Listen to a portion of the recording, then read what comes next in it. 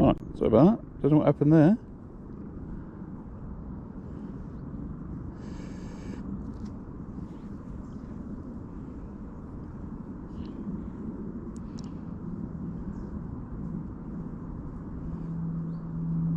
Right. Camera decided it was going to just turn itself off for a second.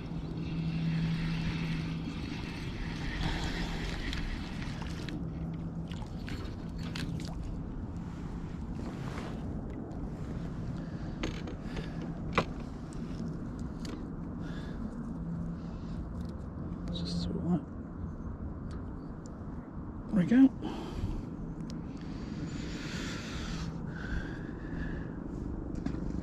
Right, keep going.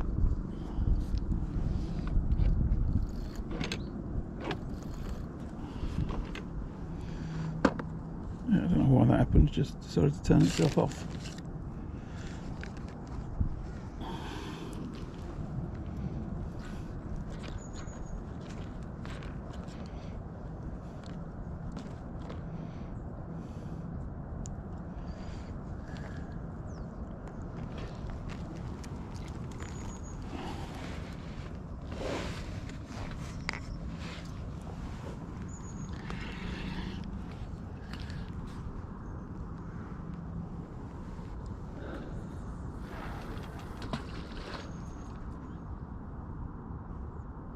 A bit far that time, I think. There's a little bit more in the flow. I don't know if that's going to hold. Soon find out.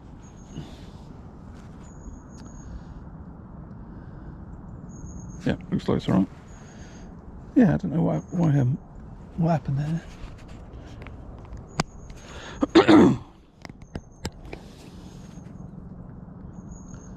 So where are we? 1 hour in.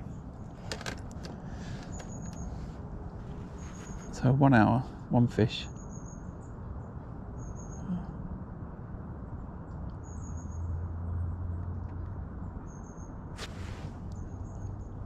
I don't know if you were a bite or not. No, you were a leaf.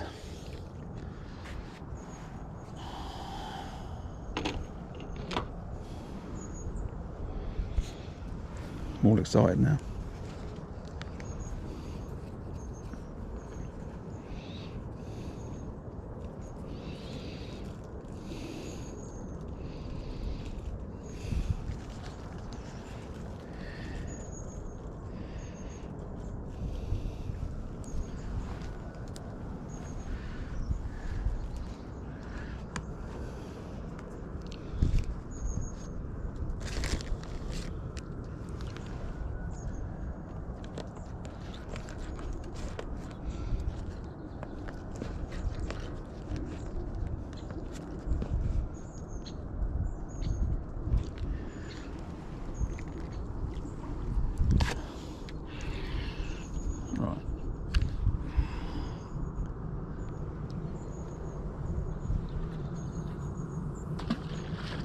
That's a better place.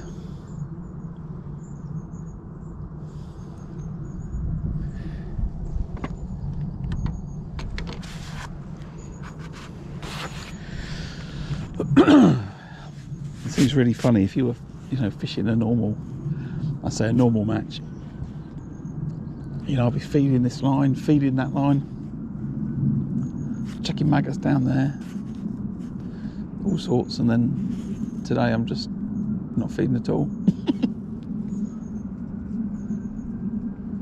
It seems quite unusual or quite unnatural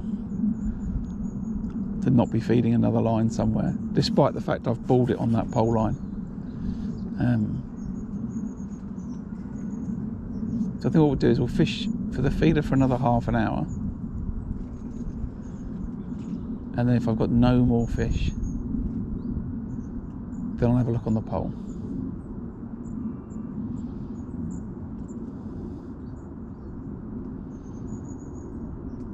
I think that's probably going to be the right way to do it.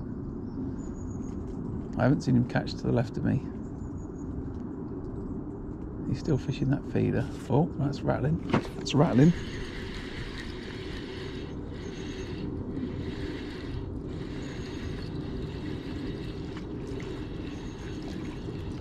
That is a small fish on the end of there.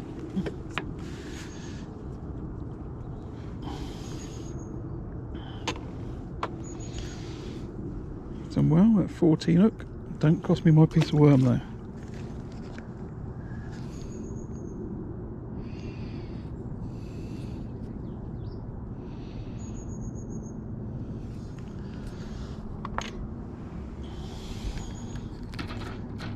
No debate that that was a bite. Just not quite the intended species, was it?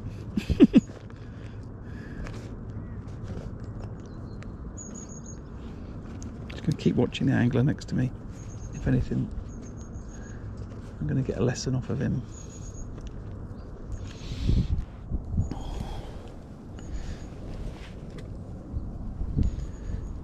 At the same time,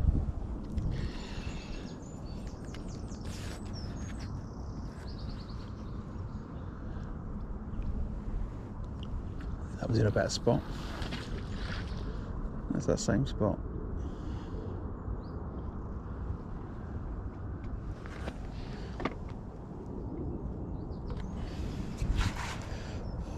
Right, 2 fish.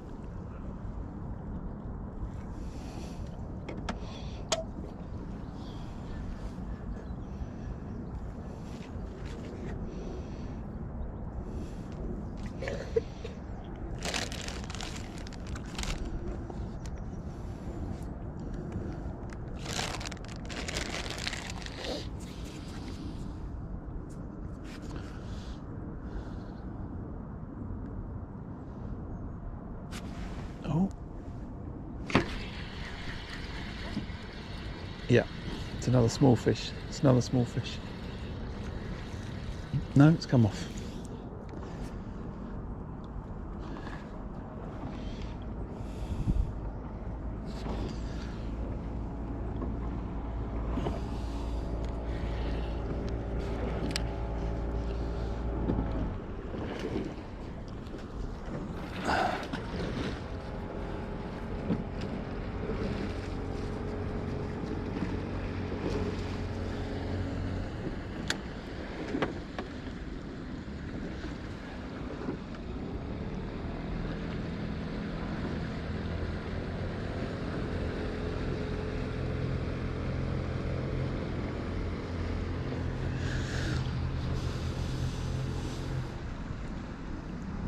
Okay, so now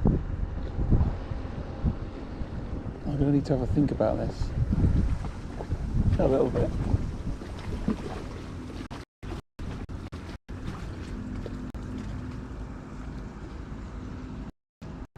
Just had a bite off of a small fish.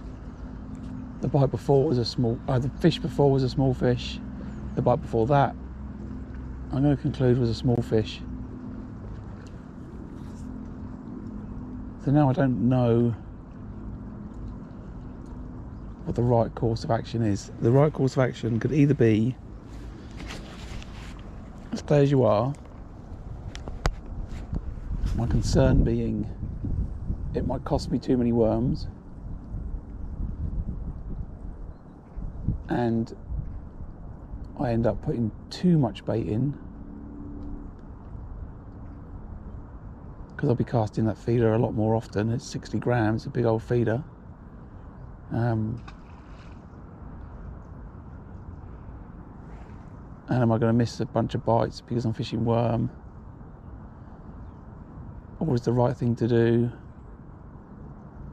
to scale down, change the hook length, fish a double maggot?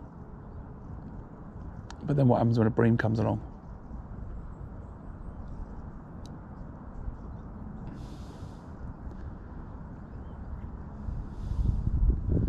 And so I think what maybe I'll do is I'll have another chuck or two.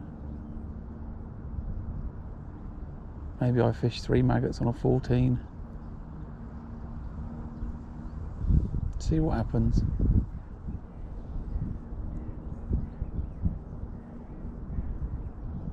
There, it just tapped then as if there was a small fish grabbed it.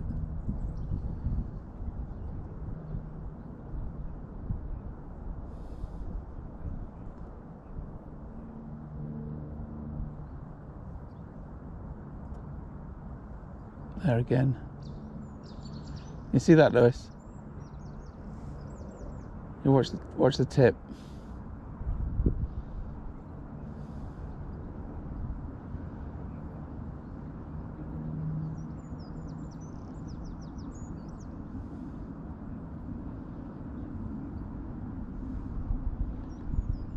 Every now and then there's a tiny rattle as a small fish grabs that worm or the pinky.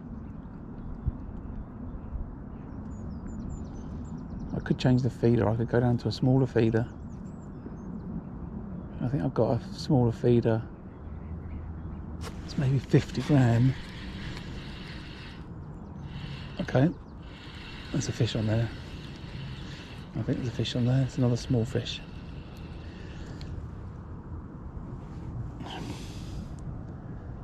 So, I want them silver bream. Or I could just stay like this. As long as I don't take my worm, maybe it's okay. And what I will do there's a feeder.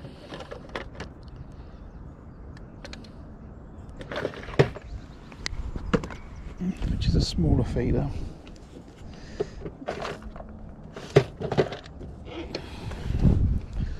So I can scale that down. So I'll do one more like this, I think. And then this time I'm going to put a little bit of chopped worm in with it. Still load it up with particles.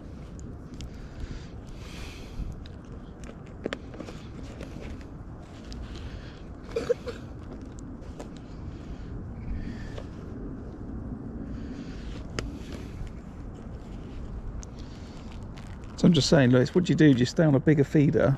You know, I'm going to consume a lot of bait for not a lot of weight in fish.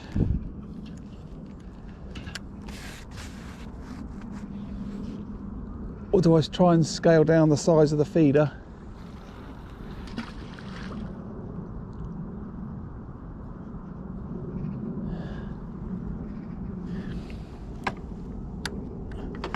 Scale down the bait. I might scale it down, so that's what, 40 gram feeder. That's 50 grams. It's got another ounce of lead on it.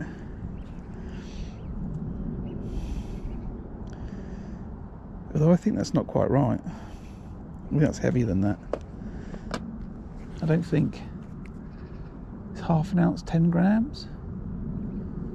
No, I think that's wrong. I think, see that then, son? Is that a bite?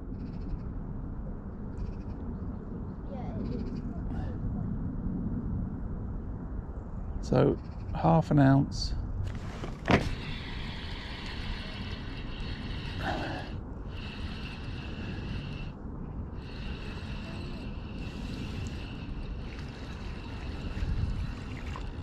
That was a fish, and now I've got a big old maple leaf.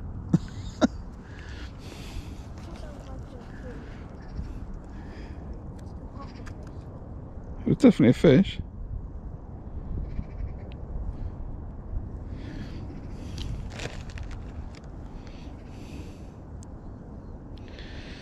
So I think that's heavy, that feeder. How many grams to an ounce? Do you know? No, I don't either. I think maybe it's 20 grams to an ounce. Does anyone, if anyone in chat knows, how many grams to an ounce? I think it's 20. Is that right? 60 gram feeder will be 3 ounces.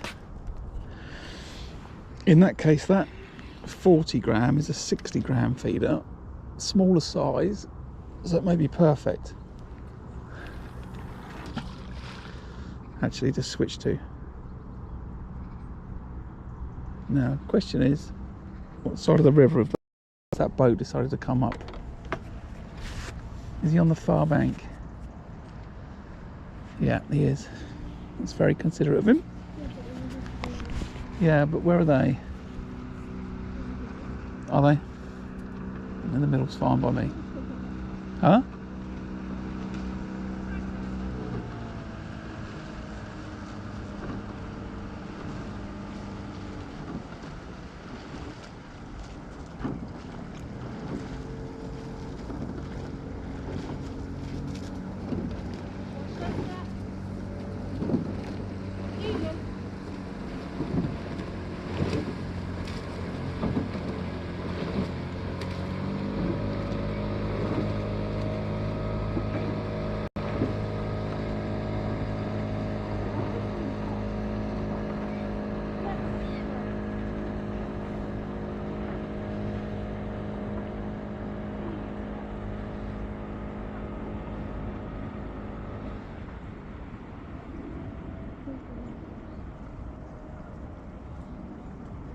Yeah.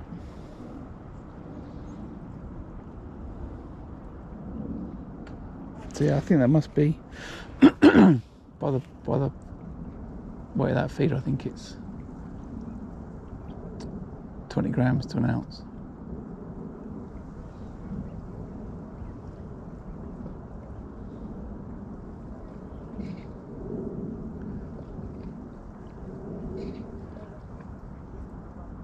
So I would do that. That's right.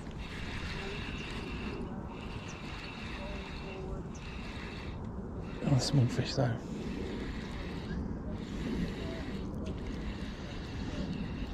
So I don't mind catching these. It's not small. I'll net that roach.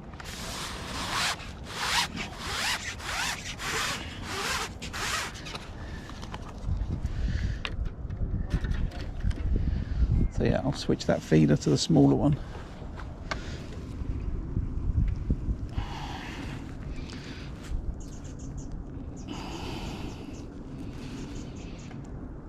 And I'll try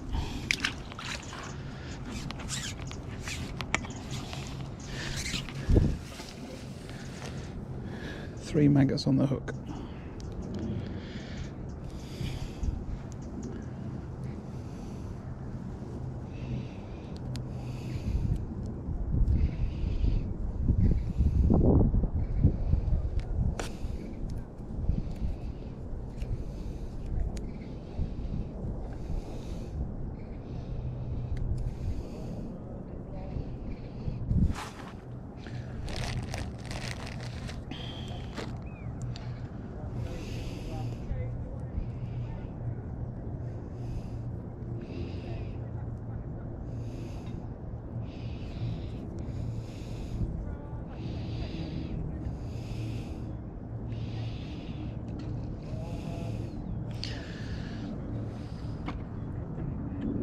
Oh, you're going to come down? Don't come down the same bit of river again straight away. Do me a favour.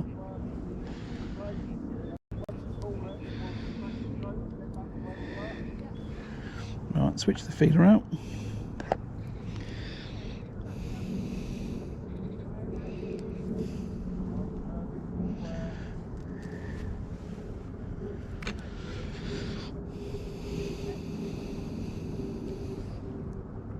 Come down the same bit of river. Come on, sort your oars out. Off you go. See you later. Cheers.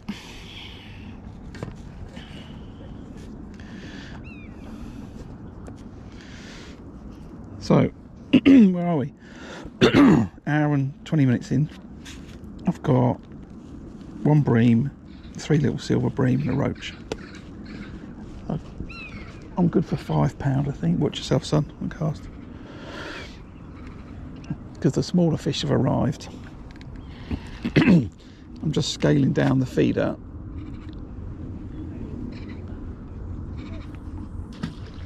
I'm trying 3 maggots on the hook.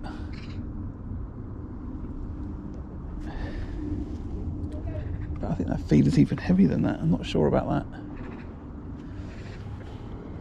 Grams to an ounce.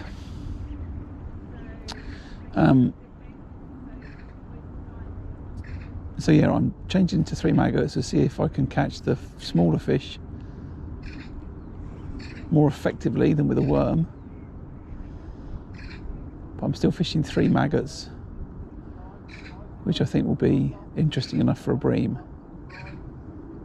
I've had 1 bream to start, and I've caught silver bream, roach.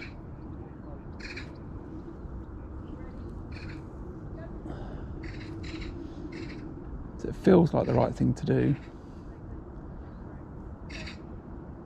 I also think I'm still going to check the pole out in 10 minutes, because I've caught those small fish, but I've not caught, there's a little tap tap on the tip there, but I've not caught another bream. So I think I'm okay to go and have a quick look on the pole. And I've balled the pole line.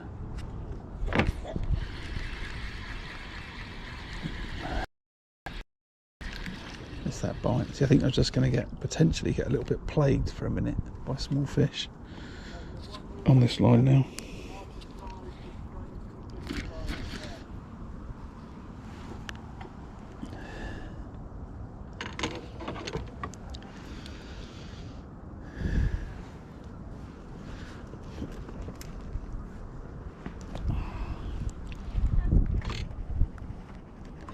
That definitely feels heavier, that feeder.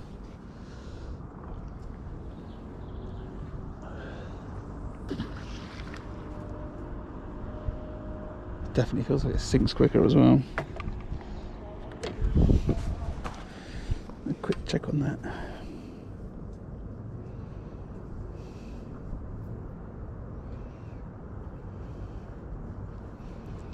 Grams to ounces. Oh no, 1 gram is 35 ounces. Oh, it's quite a bit of weight then. 1 gram is 35 ounces, so it's a big old, it's a heavy old feeder that is now. That explains why it feels heavier and it sinks quicker.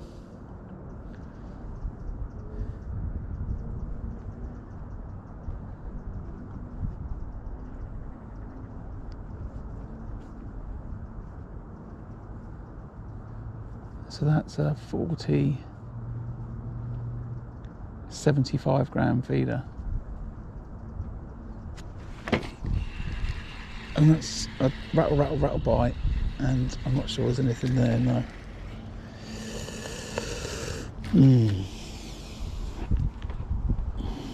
Trying to hit myself with that feed on that kind of weight, I'll knock myself out.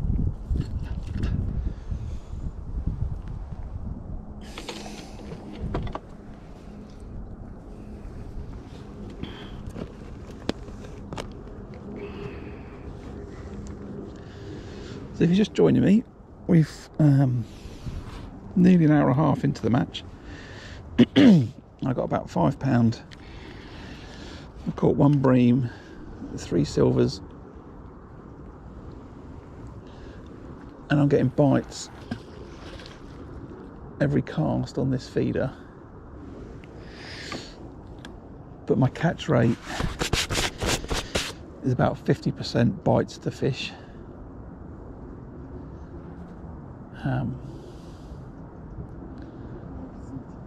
What's that? Yeah, for free. Just don't fall in. And you slip your legs over.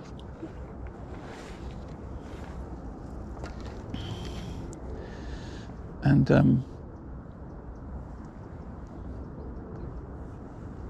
thinking that maybe I should fish the pole, and maybe that'd be more productive. Oh, so that looked like a better bite than that. I've missed that.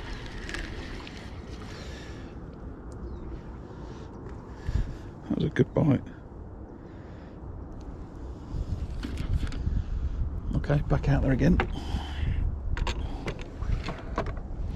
So it's my first time really fishing a feeder in a match on the river. So it's learn as I go. I'm getting a free lesson from the gentleman next door, who I don't think has caught a fish. I'm not sure I've seen him strike.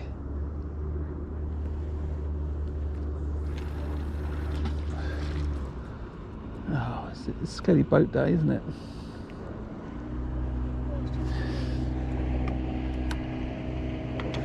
Here we Here we go. This is the no consideration for anyone else's boats.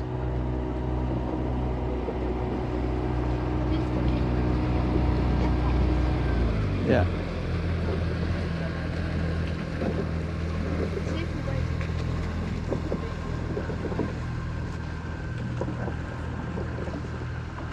Now I do appreciate that everyone's free to use the rivers as they like.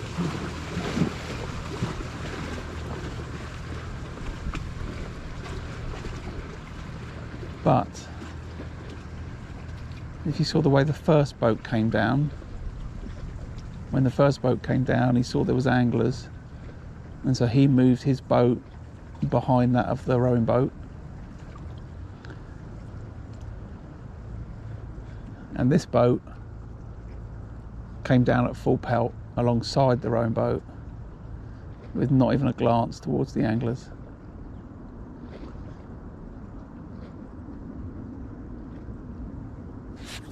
It's just a different experience when you get people on a canal boat. They come along and they're chatty and they say hello, and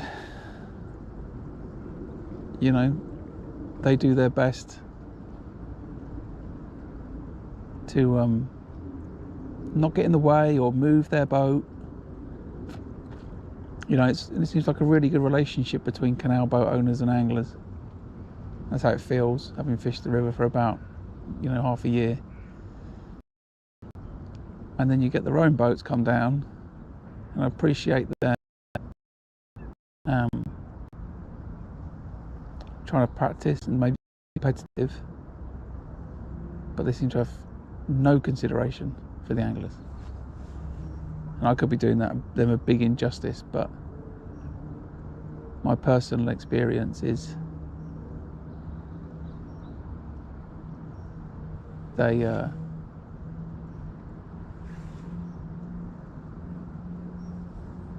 the vast majority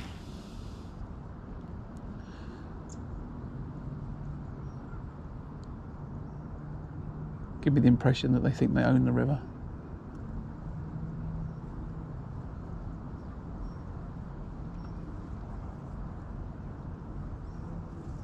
Which doesn't feel quite right, really.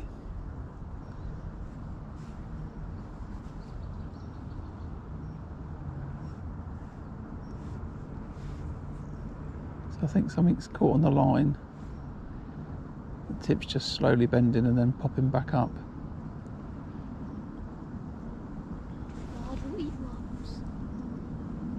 But I'll eat everything.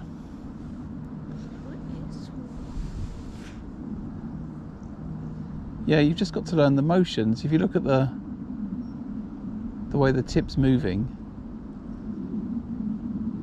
everything about that suggests to me that there's a bit of weed that's hit the line and it's gone down towards the feeder. And what happens is the pressure builds up, the tip bends, and the tip bends back again. And that's weed and debris on the line causing that. So we're going to give this another couple of minutes, 3 more minutes, and I'm going to check out the flat float. So I did ball it on the flat float line at the beginning of the match, so that's had an hour and 20 minutes because I started late. And we'll see if there's some fish to be caught on that rig. I do need to just check the depth and make sure everything's alright with it, because it felt a bit wrong earlier. But give this 3 more minutes.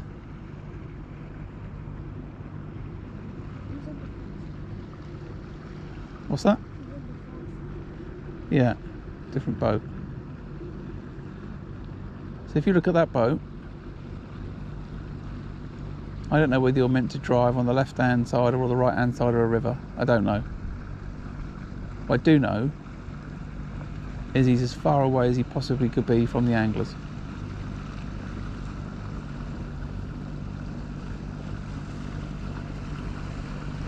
And he's not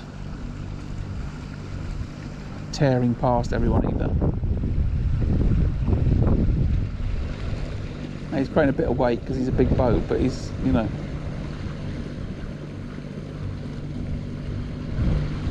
certainly going at cruising speed, isn't he? He's not going at, I'm in a rush speed. Fair play to the gentleman.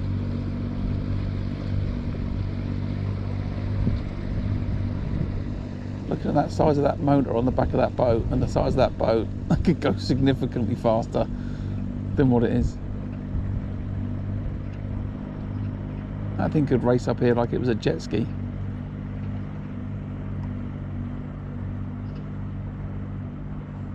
Right, let's come off this for a minute.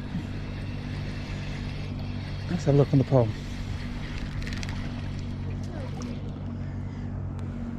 What's that? It's a bit tricky, hoods up, noisy. There was a weed on it. Yeah, that's what's causing the forwards and backwards. Right, let's drop that. I'll quickly replumb the depth on this pole rig.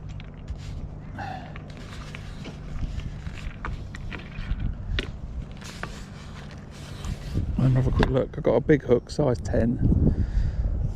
Not messing about, I'm going to go straight out on a worm. It's 019 to 017. 15 gram flat float. And I'm looking to catch bream. Simple as that. Just want to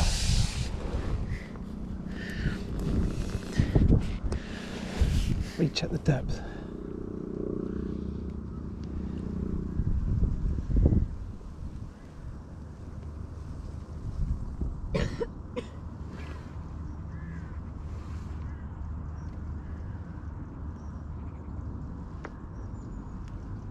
Hardly feel that. Right.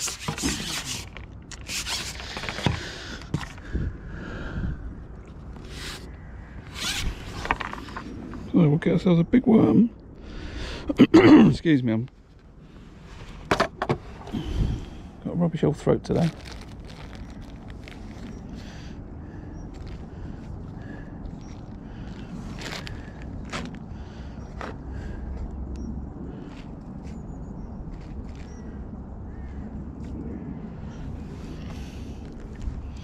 A bigger one than that.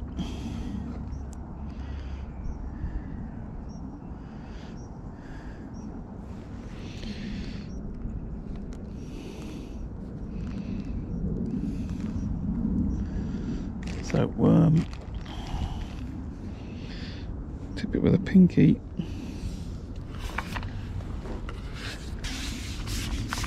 The rig's massively overshot to hold in the current. And here we go.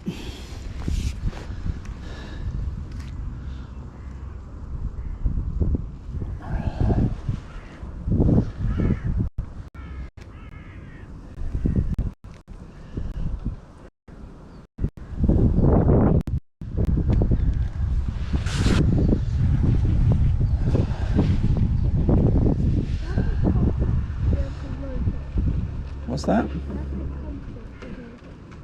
How far out are they? They're far enough out, right? Yeah.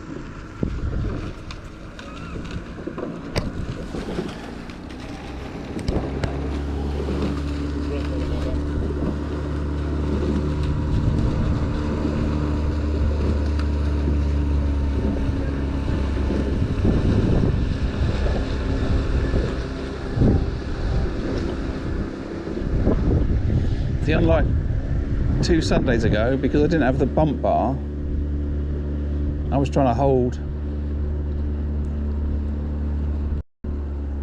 the float steady and I couldn't. Now with the bump bar, Lewis, you don't even need to hold it. It's just all done. Is it the side of the boss box? What's that? The side of the boss box. Now I think we can get. Well, you've got small square legs. They do other attachments to go on the inside of these bump bars, but I don't think they do one small enough. But it doesn't mean we can't get one made. We could just got to have something that's compatible.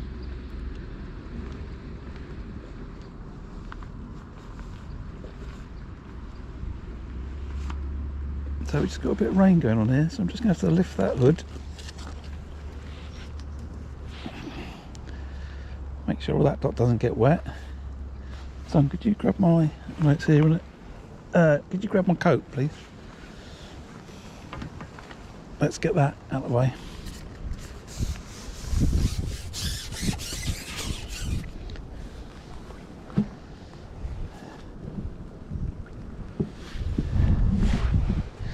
And then what else? That's going to get a bit wet. Push that under there.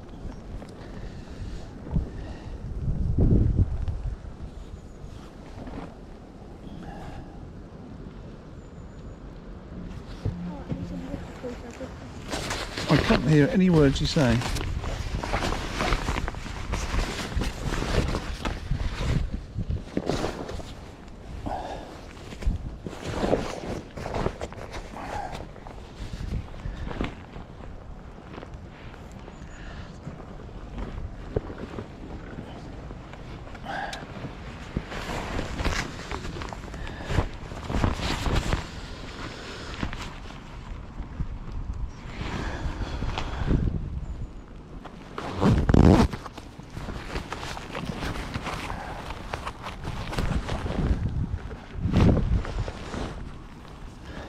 Right.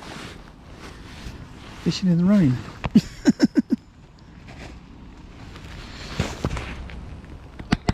So I just got to check. You've got a good angle on that float.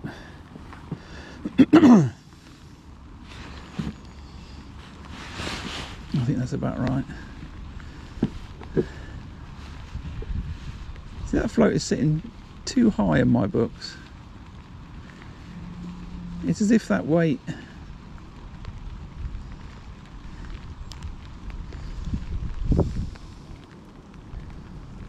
well, if the weight, the float wouldn't stand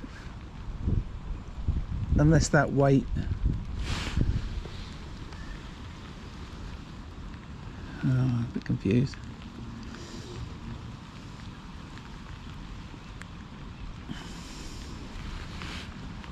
That float wouldn't stand unless that weight was on the bottom or near the bottom.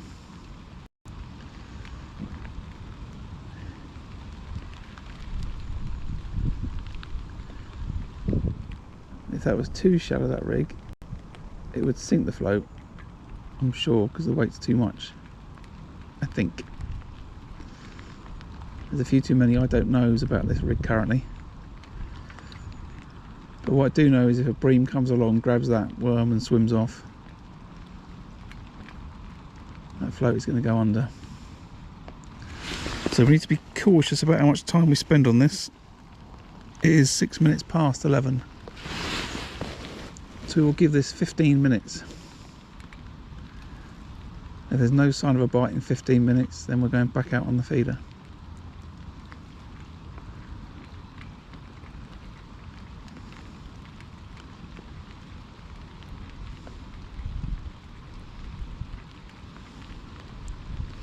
But yeah, even though this bump bar helps to keep it steady, son, you still have to be able to handle that much pole, but you should be able to handle this much pole.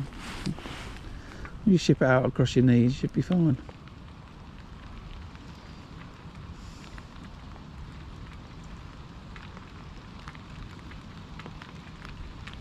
I think I'm going to let that just run downstream a little bit.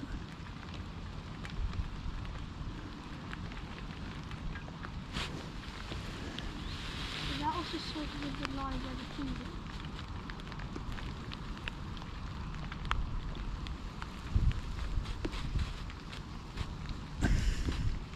Yeah, I'm just going to do it slightly downstream.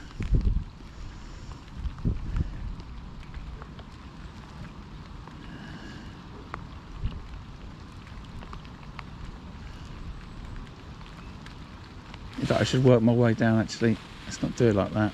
So I balled it. Where did I ball it? I balled it there. And my pole there. So that's not too bad. So I'm going to go one notch to the left on the bump bar.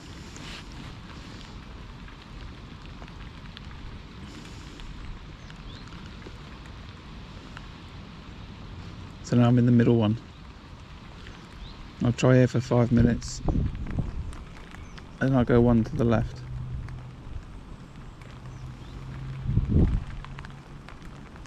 So what is it?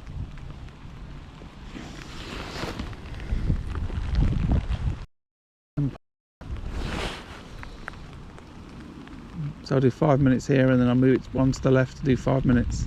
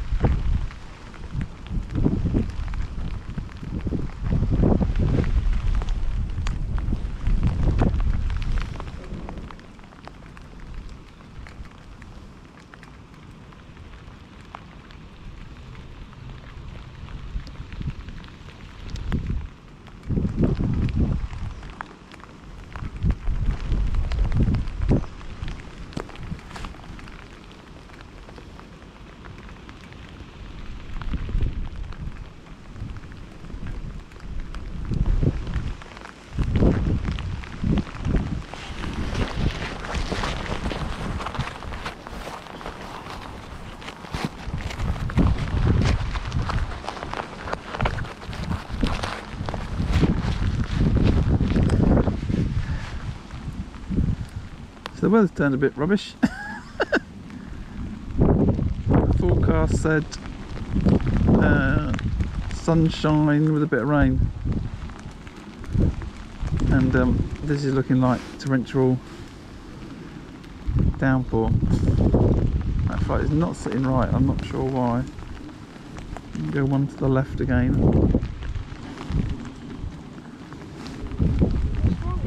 What's wrong?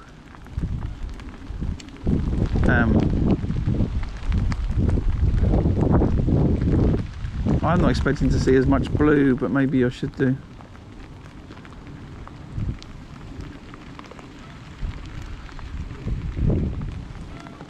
The trouble is the river's so strong, and because the rig's so heavy, when I put that 30 gram plummet on, it's still really hard to plumb the depth. Well, I'm finding it hard. Maybe what I need to do is to plumb it on a softer elastic so I can feel it more, and then switch it to the black hydro.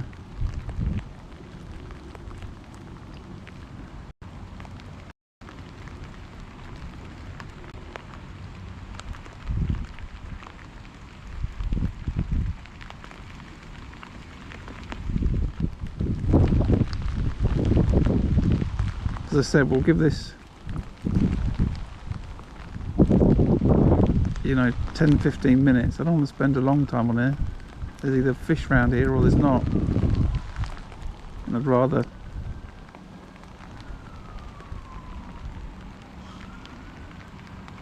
be chucking that feeder in the middle of the river, I think, right now.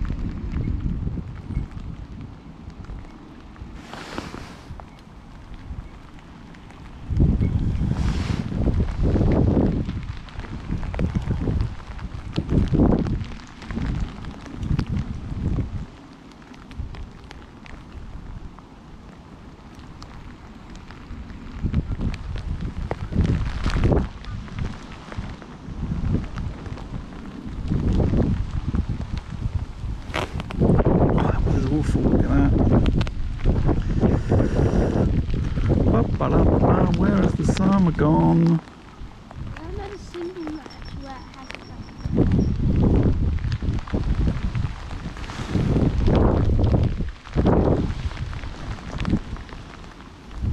Bump bar does a fantastic job though, doesn't it?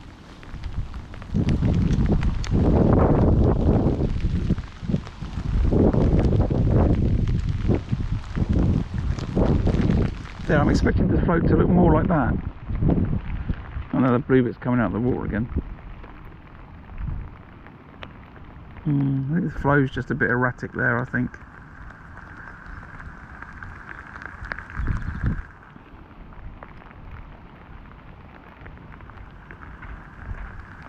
Need to do more homework, so we'll leave it for a few more minutes and then that feeder's going to go back out.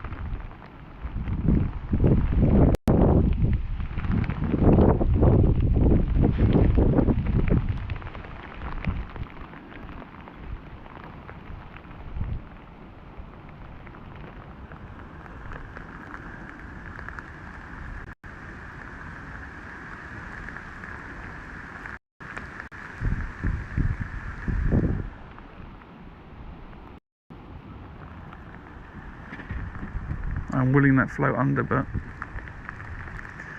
it's not moving.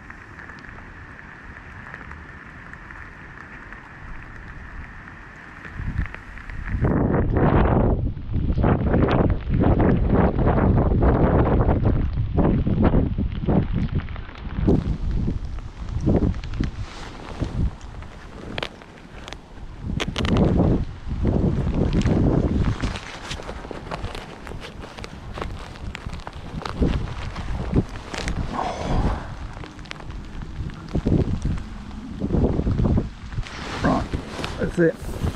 Let's let it look.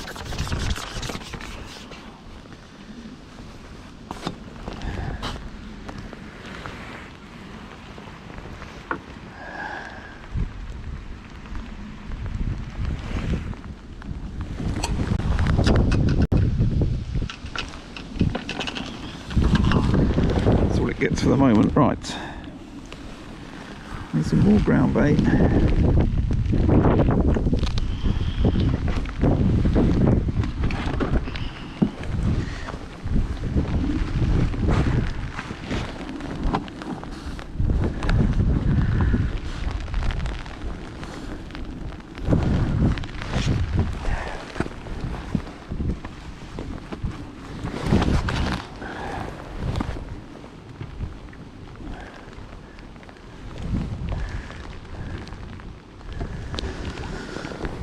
Put that bigger feeder on again, I think.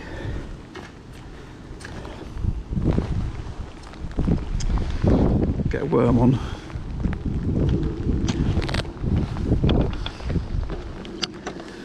And do a little bream dance. That's what's needed.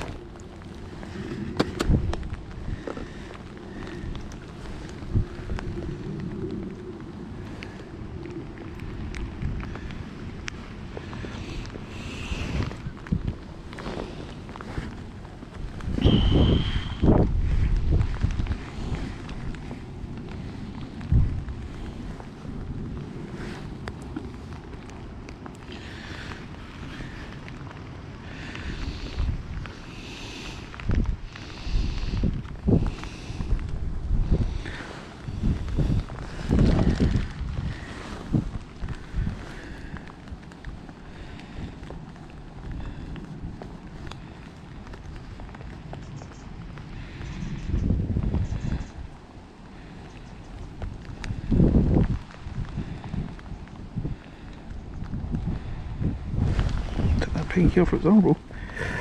Right. Cast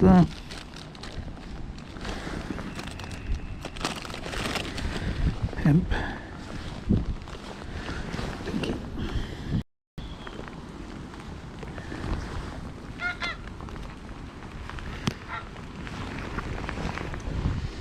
Right, bring first cast, please.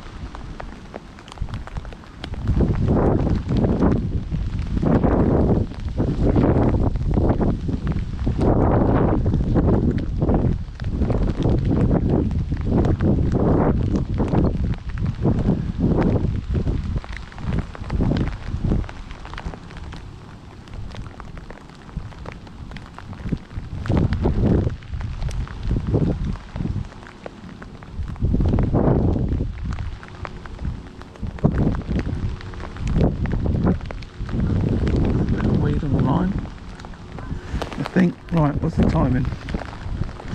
20 past. So then we'll go back to 5-minute casts. I've got plenty of ground bait. I'm thinking let's just do what I was doing. Keep that up, son. Can you not make the platform jerk around so much? Please.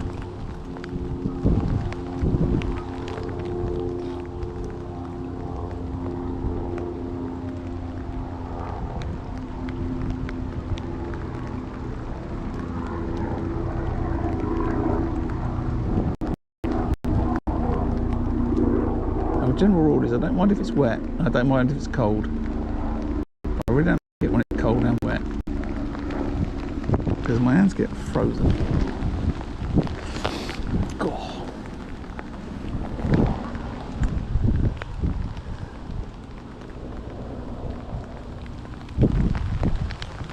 I guess the plus side is that there's enough time for the weather to get better.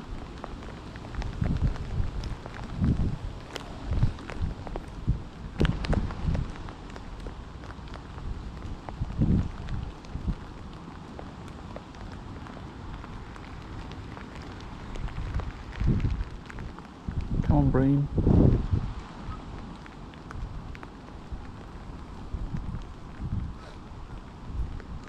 I know you're there. You're just joining me. What's the time? Coming up to 11:30. We're just coming up for 2 hours in the match. I've got £5. I've got a bream. I've got a roach, a couple of small silver bream. So I've only got about £5. Oh, that's a bite.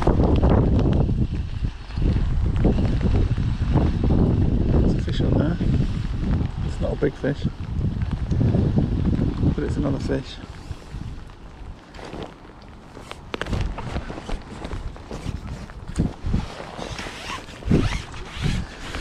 And it's my first real day at fishing the feeder on the river, and I'm catching some fish, for which I'm very grateful. I'm going to reuse.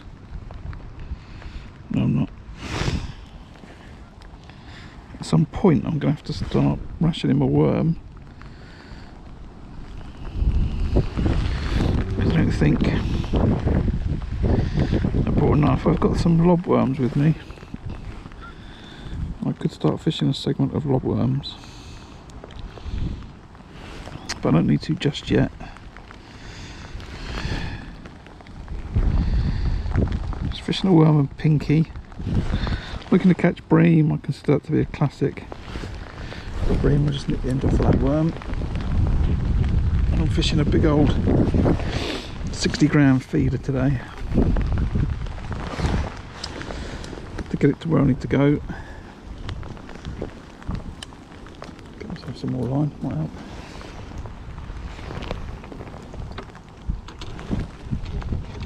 And I'm enjoying getting a few bites and putting caster, maggot, pinky, hemp in each feeder full, so it's properly loaded with particles.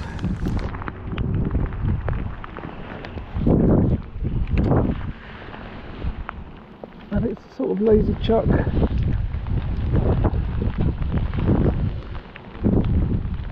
It's in the faster water, but it's not in the main flow. I think what I might do is I might draw myself a picture of what I think the peg looks like when I get home, and then I've got it for future reference.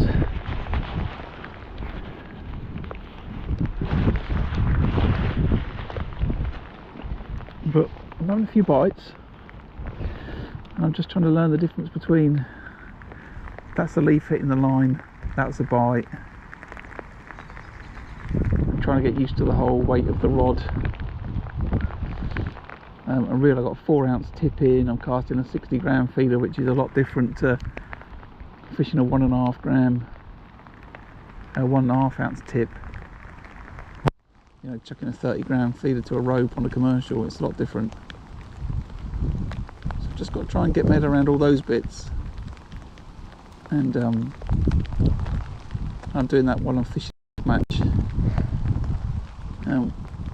And the club that I'm in has got a lot of experienced river anglers. So I'm also trying to get myself a free lesson from the gentleman next door by watching him. First lesson that he's got a bivvy and he's got... He's not got a bivvy, he's got a brolly. And he's moved it out of the way. And whilst brollies in theory are nice, You haven't got it. yeah, there might be one in the bag. You can just sit on your chair and sit under the brolly, son. It might be there. If it's not there, then you're in no luck. I don't know if it's... Is it there? Yeah, it'll be in the big one, not the main one. Yeah, it'll be in there. Not the small one.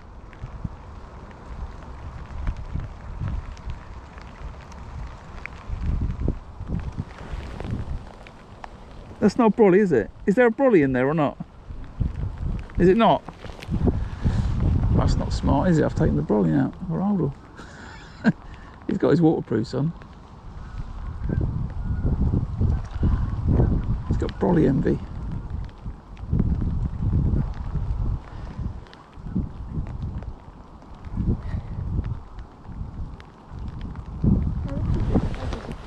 What's that?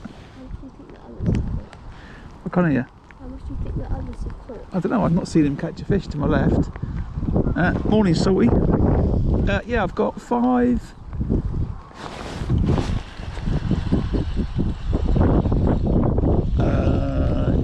Yes. So, but it's a 60-gram feed, no. 60-gram feeder and the fish weighs no more. Leaf. I've got about 5 pounds, Salty.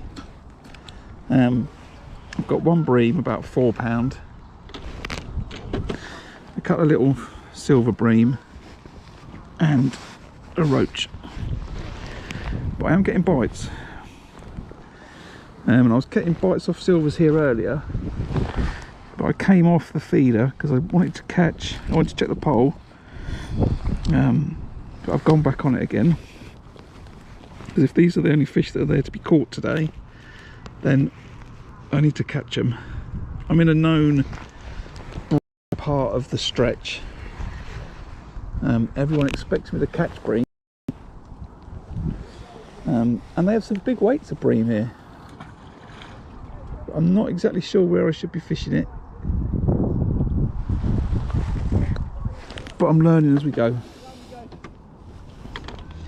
I don't think you could fish that far a bit, son, because you'd struggle. Well, you wouldn't struggle. I could cast the feeder into that main bit of flow. I'll tell you what we'll do is as we pack up today, I'll cast into that main bit of flow and see if I can hold it there with 60 grams.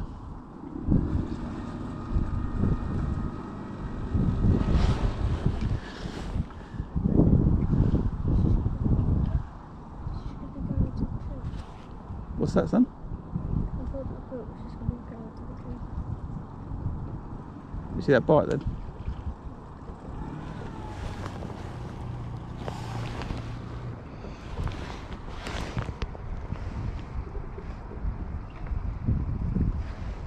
I did see that one. Tell me if it goes round. I've got my hand on it.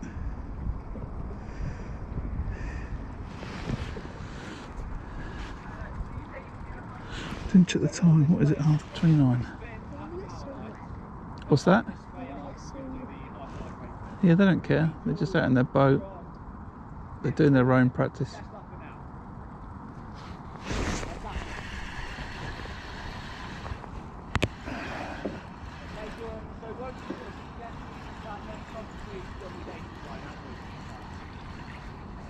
Right, fish is on the end.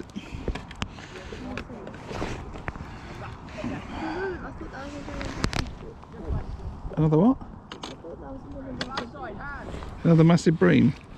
I think there was some ground bait still left in the feeder.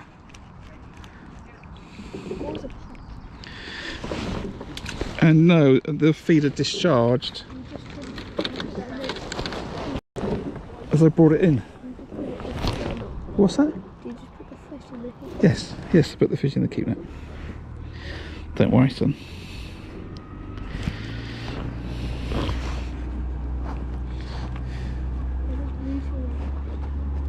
What's that? What is? Their boat? Well, there's a fisherman in peg 20, so. And I think that's rumoured to be the best peg on the stretch. Because it's the one nearest the cut, I think, where the slack water is.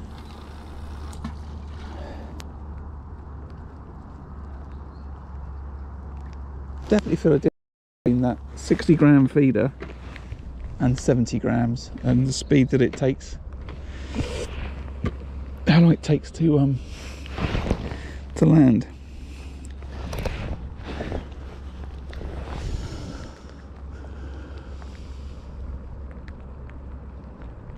See, I hope everyone enjoys the stream today. It's called Graham Learns to Fish the Feeder While Fishing a Club Match. As I was saying earlier, from my point of view, if you want to become a better angler, the best way to do it is to go and fish a competition. There's nothing like fishing in a group of 20 people and coming last to make yourself realise you might be doing things wrong and you need to learn and you need to get better. Which is the purpose of fishing these club matches, where I know I'm fishing against experienced river anglers and I need to be on my game to try and compete.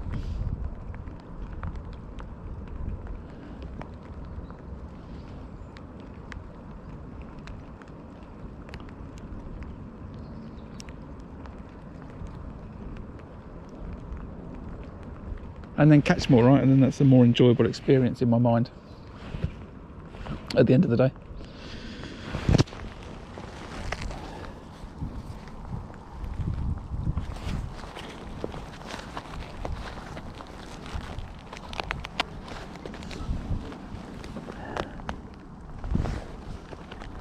Oh.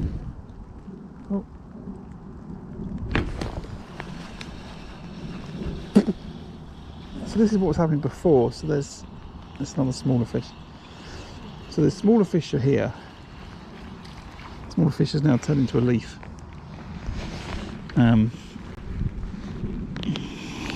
What's happened there? Definitely had that fish.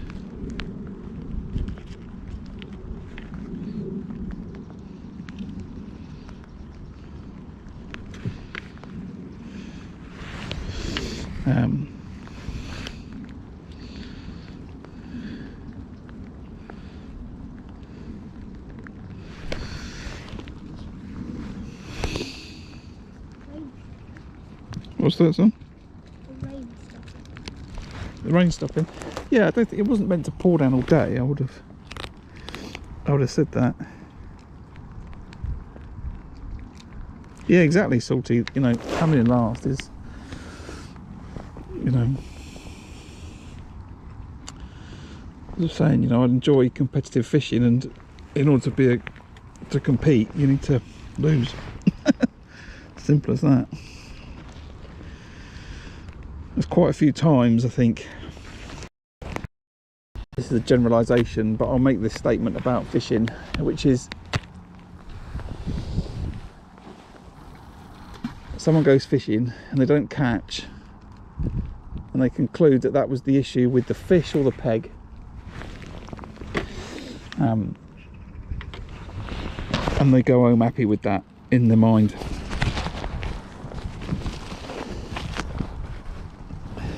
And in my view is that in many cases, or a lot of cases, that wasn't the case at all. It was the fact that the angler fished the peg wrong, or they didn't bring the right bait. You know, the angler was at fault, not the peg or the venue or the fish. And if you watch those last couple of live streams that I did last Saturday and Sunday, I fished peg 7 on this stretch. Actually, I'm on peg 18, I fished peg 7. And I caught 4 fish, And then I came back the next day on the Sunday, I caught no fish. I thought I was going to make some improvements and I caught nothing. And then I fished it again yesterday. The conditions were the same as it was last week, in terms of colour and flow and temperature and sun and all that stuff. And I caught loads of fish. And it just goes to show that on the first day and the second day I was fishing the wrong method. You know, I was doing it wrong.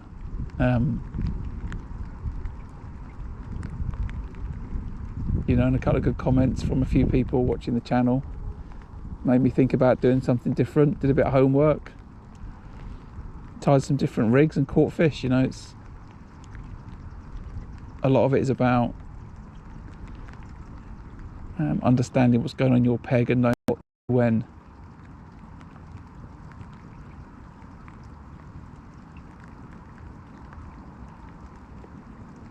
When you start to fish competitions, you realise sometimes, you know, that you could be way behind the pace.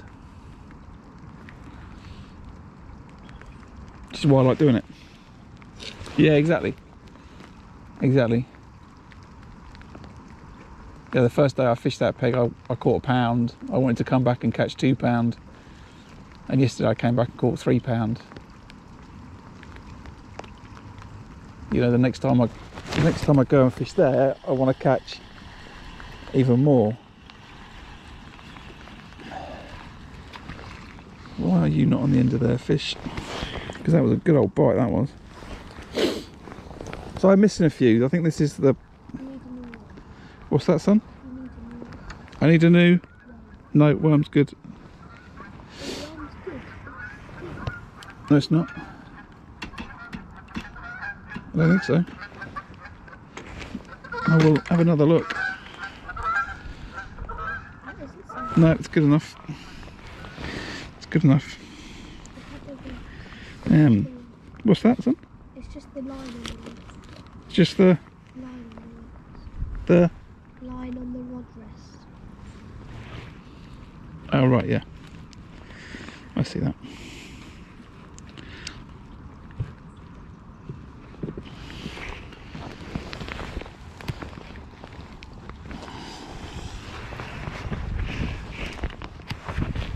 Yeah, fishing matches makes you a better, you know, pleasure fishing angler. You know, when I take my kids out, you know, we catch a load of fish at other venues. It's not because, well, it's partly because the venues are good, but it's partly because their dad's fished them for years in competitions, and that's a bite. That's a better fish. That's a better fish, son. Here's a fish for you, Salty. He's hit that straight away. Look at that. It's going down the river, that is.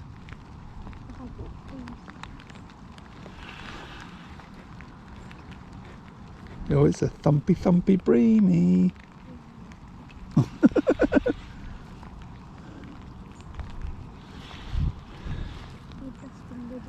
I told you that worm's alright.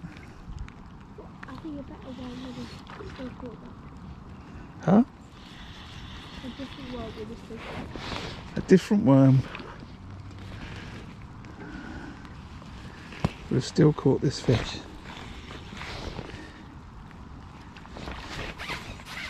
It's not as big as the first one. I haven't got it in yet. They cry like crazy, these bream, look.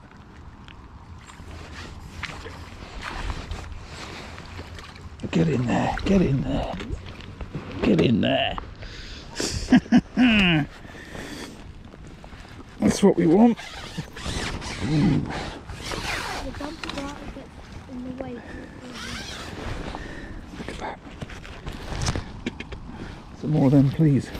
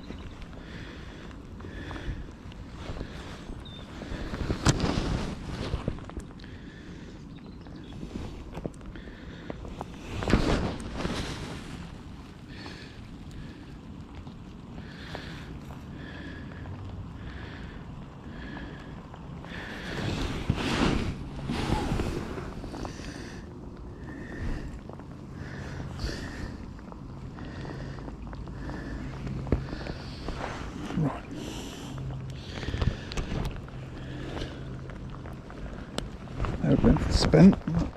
Hook is safely tucked in the net.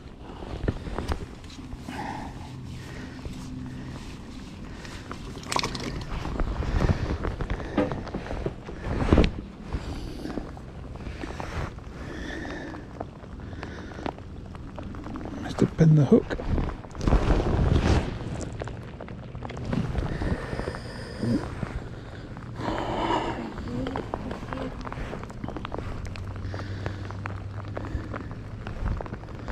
These are very good, son. I've never been a fan of pre-tied hooks, but you know what? These are brilliant.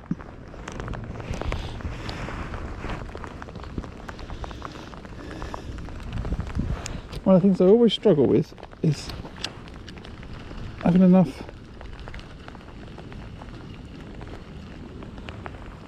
hook lengths tied out. That's still full of ground bait in that feeder. That bream hit that straight away.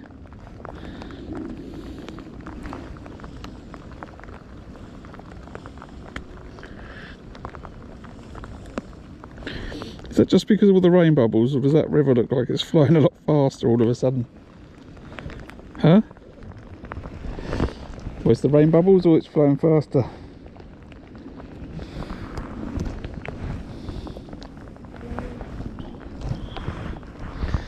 It's mostly the bubbles. Right.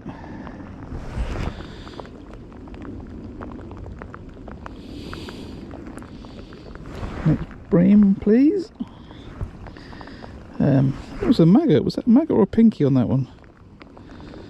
I don't remember.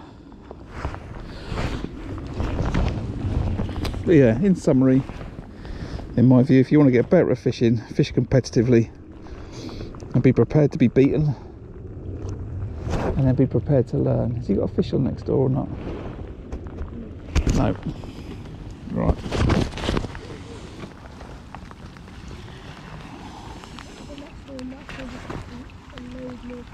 Well, what's important is, that's a bit short, that one.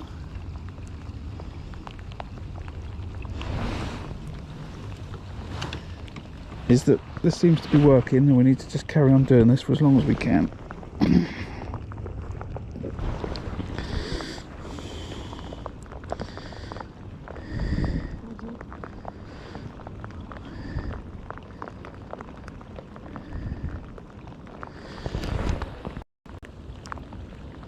Right, what's the time? 44.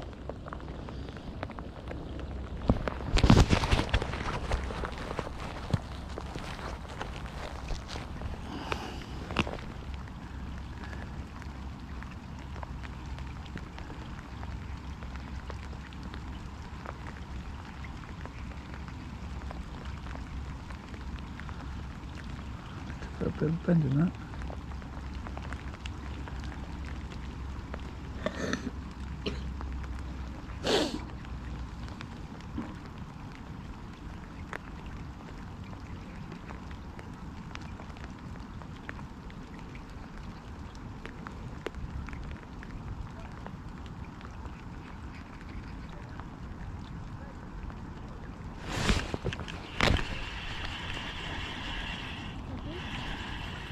No, but that was definitely another bream bite. You see the way it thumped over?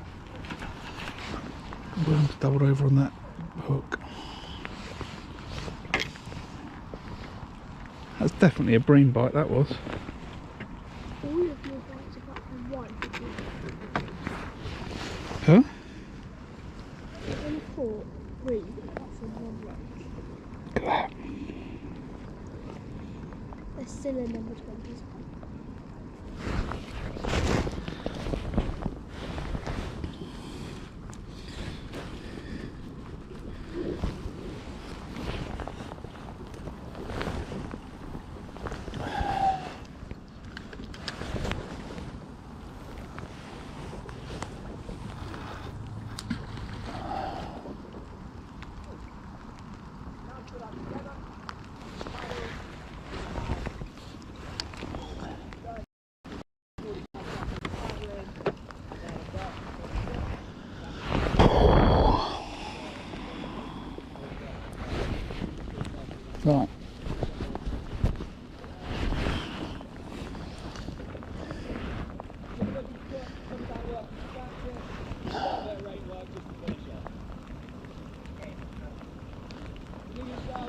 time? Probably 3 strokes to get to 26, 4 strokes to get to 28 and 30. You're looking for a steady build up, applying force, moving the hands a bit quicker each time.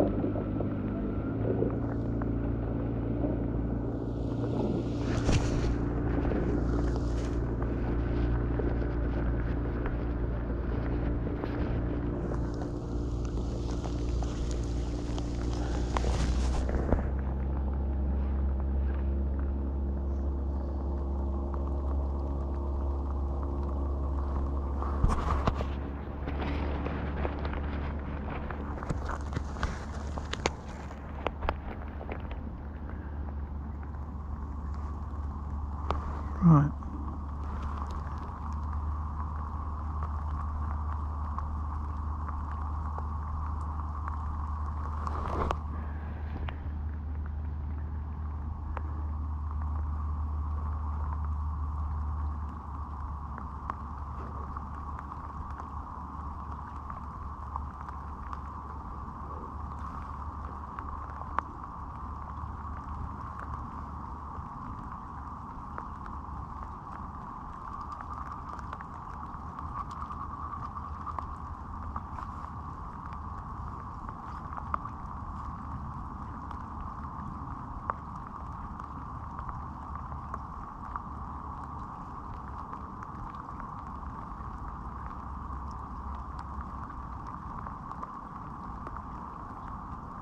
So that hook wasn't as strong as I was expecting it to be, on the basis that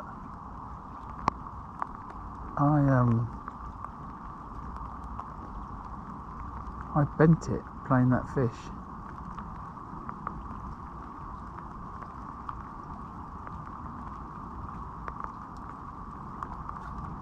And I don't think it was that. I thought it was more of a forge than a fine wire, but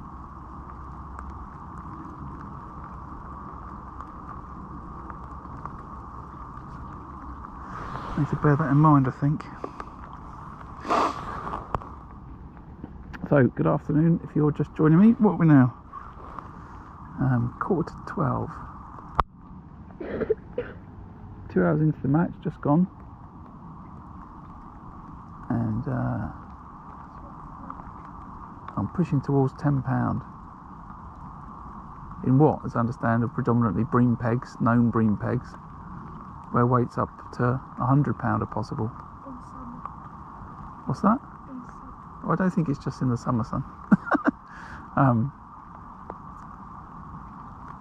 But on the first effort of fishing the feeder on the river, I think we're doing okay. Amazing how quickly that last bream hit that bait going in. I do have a slight concern that that feeder is too big and it's making too much of a splash.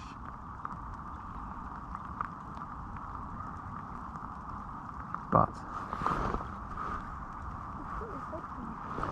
it's not a 3-foot deep lake, that's for sure. What's that, son? Yeah, try that again. Oh, he's put what? He's put his rod down. Good. Where is he? Moved his brolly as well, hasn't he?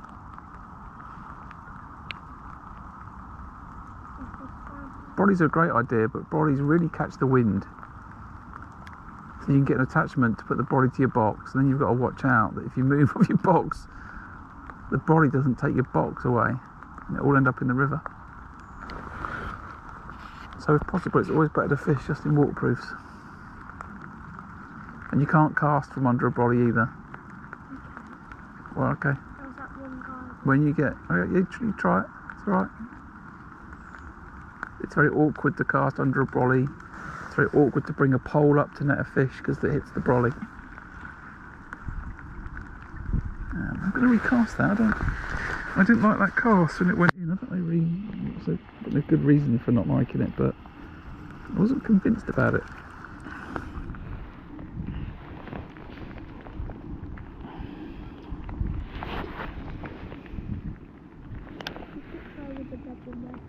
Taking a bit of worm off. I'm just going to try that piece of worm. And double pinky.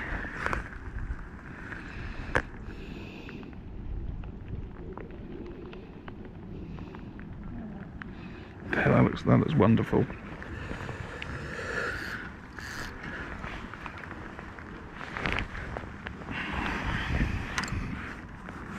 And keep putting in these casters and pinkies and hemp, and keep putting in these particles. I don't see a reason to stop.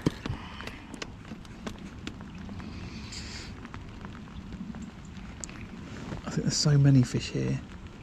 I feel it's important to put a volume of bait in to even, well, get their interest, and then, you know, try and hold them in the peg.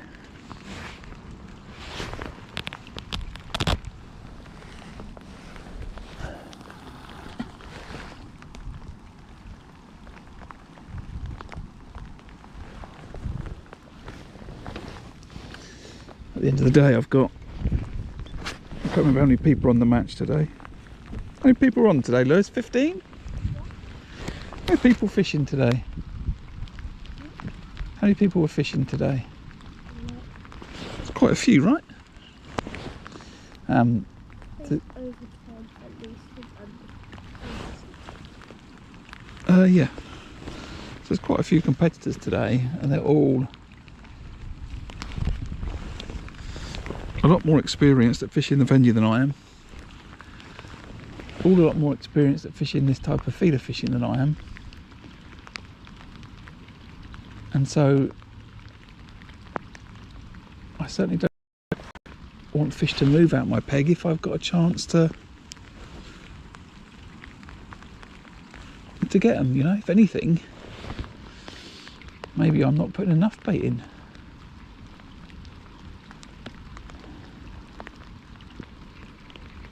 I caught a chub yesterday and it had an absolute gut full of ground bait.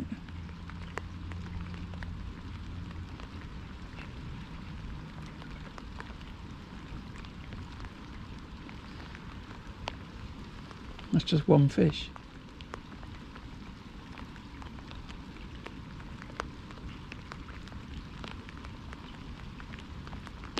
We'll see though, we'll keep doing this. This seems right.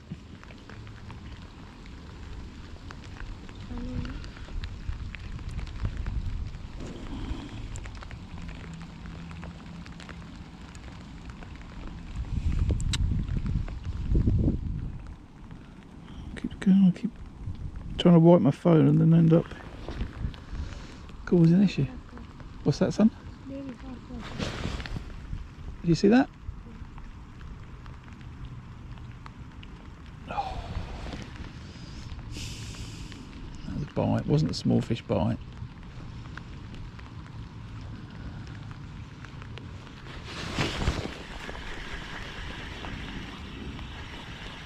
Have I missed that?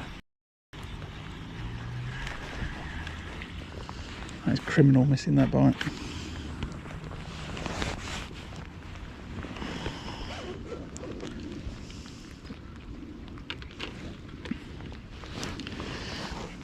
Bait looks fine. Well, as long as the bites keep coming, I'll keep feeding it. Keep chucking the bait in. Let's put some big maggot in this time. And let's put in another blob of chopped worm. Let's put that in. I don't know if you can see that. That's what's going in the feeder. Chopped worm, maggots, casters, pinkies.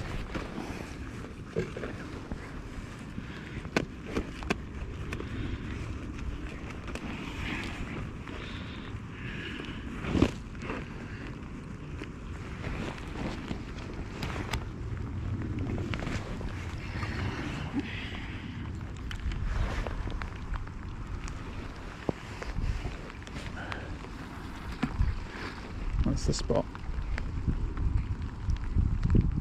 Right, lay it down and then do my little bow. I think it's the way to do it.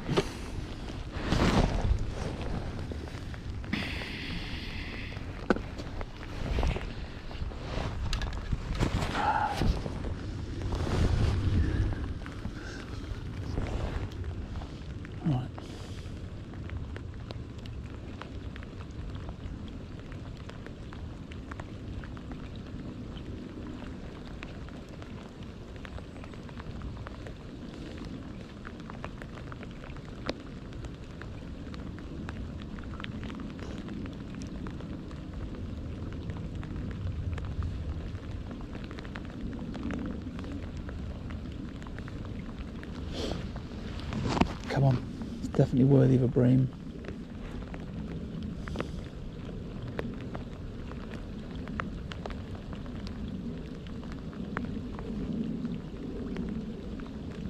Oh,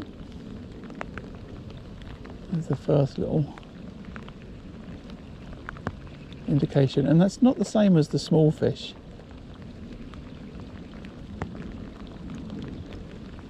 When you get the small fish bites, it's a much more distinctive.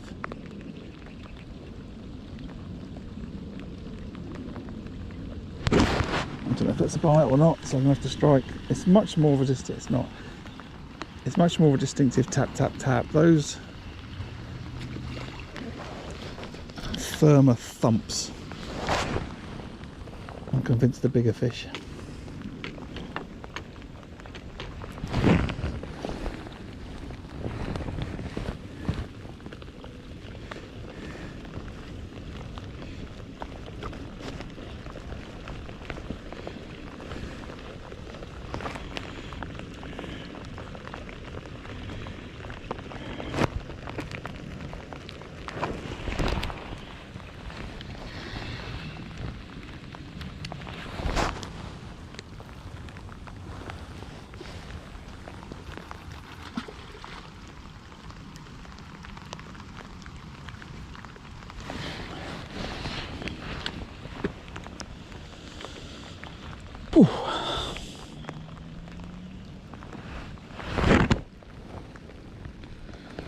State of me, I'm absolutely filthy.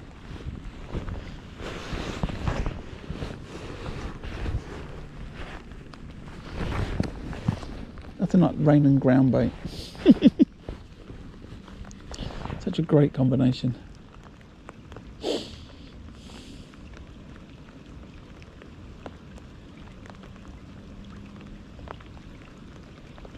So I'm very happy now. We're approaching, what, are we halfway through the match?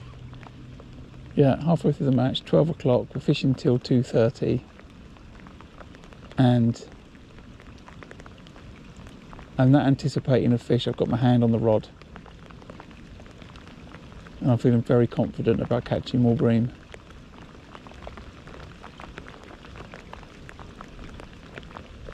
Which from a state of mind point of view is really positive.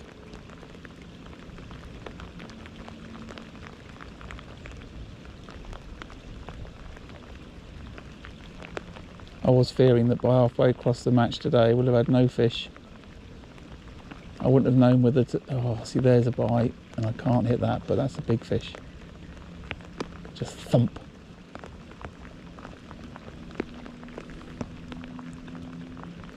And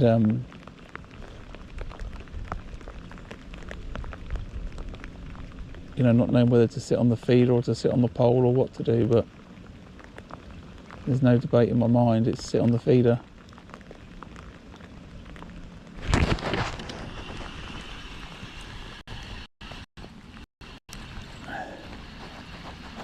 I can't tell whether there's a fish or not. The feeder's so heavy.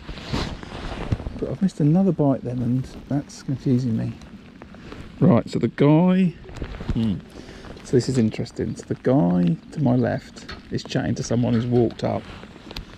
And he's just pointed at me as if to say he's caught some. And now whoever it is that's walking about is coming up to me. This is our opportunity to find out what other people have caught. So let's see.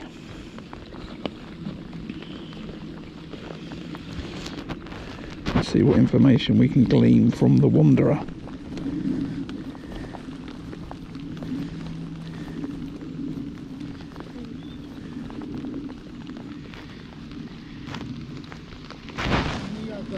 I've had two, Craig. Only two? Yeah, only two. How many shot have I meant to have had? What, oh now? Yeah. You should be well in the double figures. Really? What, a fish? I hope, probably. I've had two bream, a few bits. I've nowhere to cast it. That seems about right. I ain't had a bite, mate. Haven't you? No, I've lost 3 left so far. Where's that?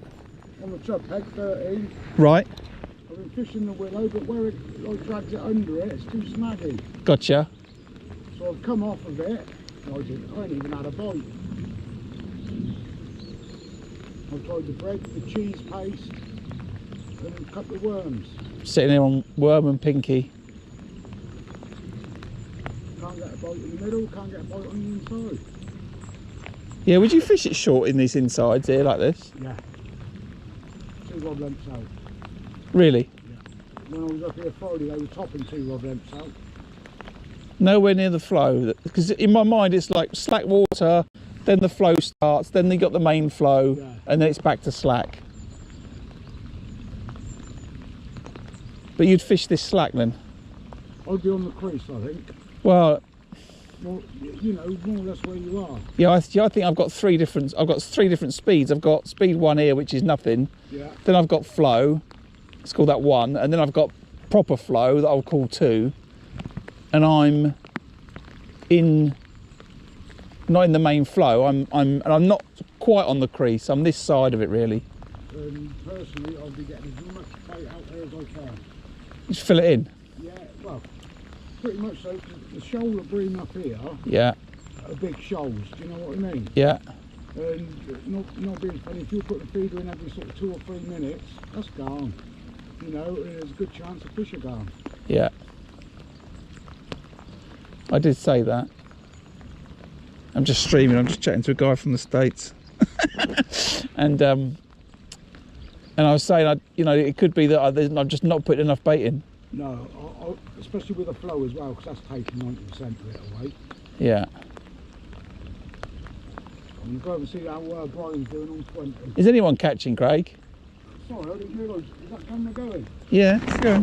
That one's going. That one's going. That's just a still recorder. That's just recording footage. Right, well, I'll be stood in. And I'll make a video out of that. No, that's all right. And then and this one on my tummy, that I'm live streaming on YouTube on. Oh, right. So yeah, I've got a bunch of people watching. They're watching me learn how to feed a fish. But All right. is anyone catching, Craig? Not that I'm aware of. Gotcha. Not that I'm aware of. And they'll have told you, right? You know, I've spoken to Mick next door. He's got a chub of about £1. Has he? Below him, Moffy, he's got a skimmer. Yeah. Question is, what has he got? What have they got to my right? Is it just 20 to my right? Yeah, That's I in? didn't put 19 in because it's got a big. See to the right, that tree there. Yeah. You've got like that in peg 19. Gotcha. And if anyone had a bream, they'd be straight into it because of the flow. Yeah. So I left at 19 now. Got ya. Might have to bring more ground bait next time I come then. So happy. Just keep getting it out. Yeah, but I've got another 2 hours to go. 2.5 hours to go, son. Yeah, let's go see what Brian got. Yeah, cool. Hopefully we can.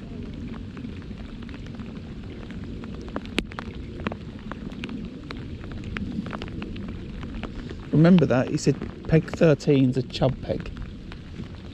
Fishing to a willow, but he's losing tackle. We need to remember that.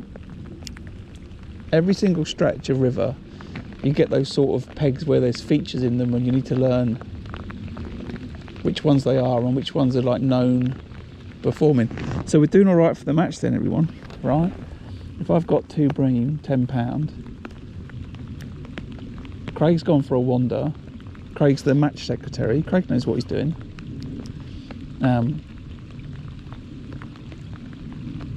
I'm feeling all right, and I think what he's saying could well be true, which is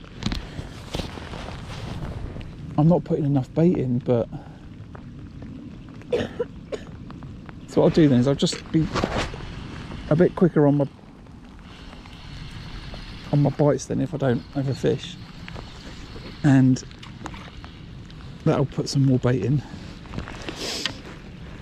And I'll keep putting particles in it because maybe that would help to keep them.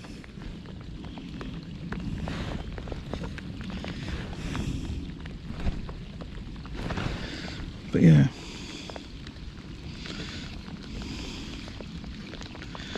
I definitely need to bring more chopped worm. I think what it's going to be a case of is pack more ground bait,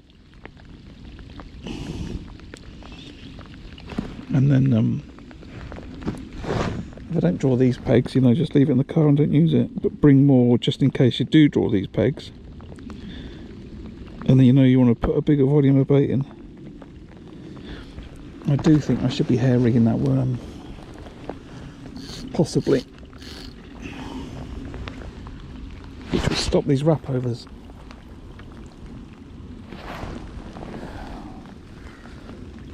So I might have to tie myself a new hook length in a minute.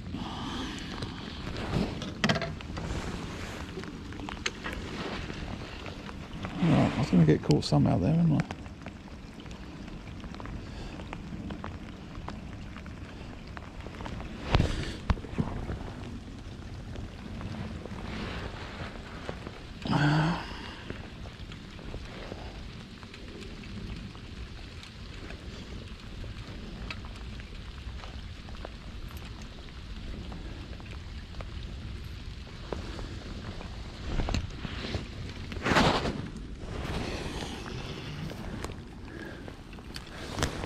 He's quite lucky because he doesn't get any rain. Huh? He doesn't get any rain over there. I don't understand what you're saying. He's under the tree. Who is? Darren. Well, you don't know that. You don't know he's under a tree, do you? You've been there? I thought, Did you walk there? yeah, I did last night. When was that? When did you walk there? With you. Oh, when we came up. Oh, I don't remember what they all look like. Last into a big canopy.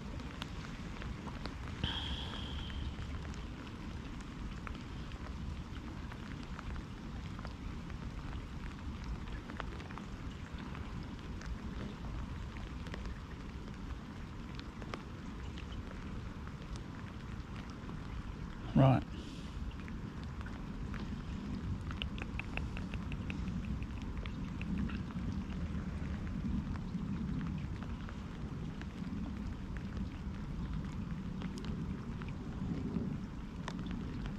Looks like the smaller fish bite again.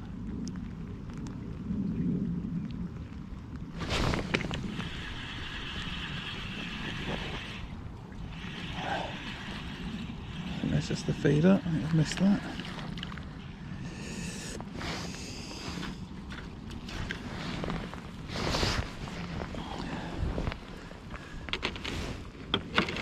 So if I hair rig this worm, I can eliminate the wrapover, but I don't know that I'm getting too much of it to worry. So I could peat book it in hemp then.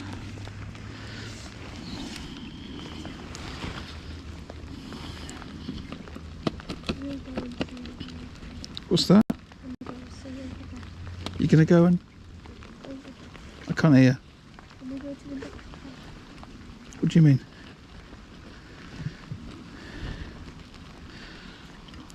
Son? Son?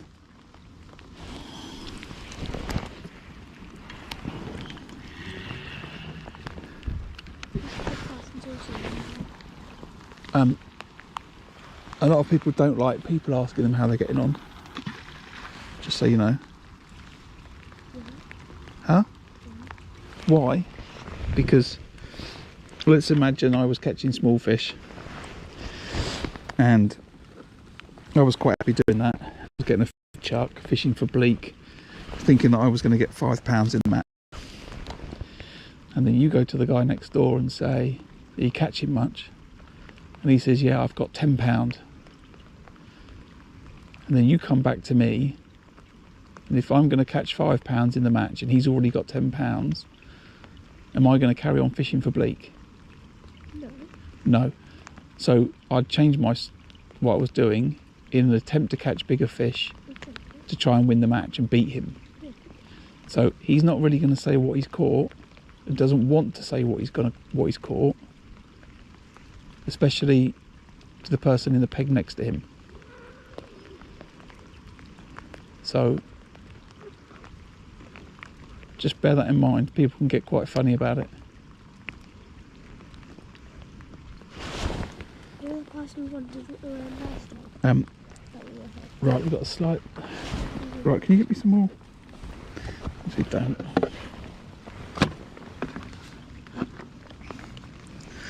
some more ground bait, and then I need to push that ground bait under there because it's getting wet.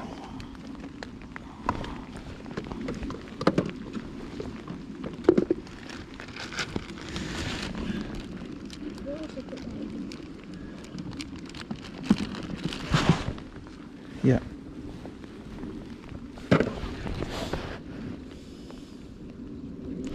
Right, so we've got to keep up with the regular casts. 12 minutes past. And then keep trying to put some bait in then. That'll create more competition. Let's assume there's a shoal. And what's happening is I'm casting in, shoals coming in, or a few fish are coming in. They're mopping up what I'm putting in the feeder, and then they're just gone. Swim off again. And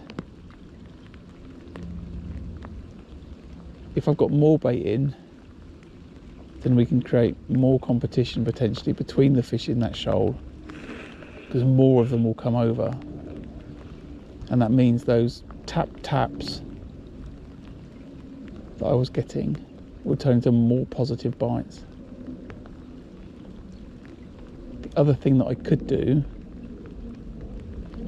is I could just make up a bunch of balls of ground bait and sling the whole lot in, which is a big gamble.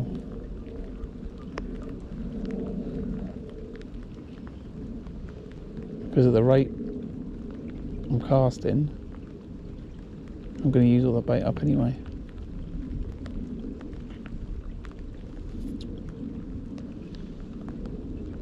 And that's 4 bags of ground bait, 4 kilos I've put in today.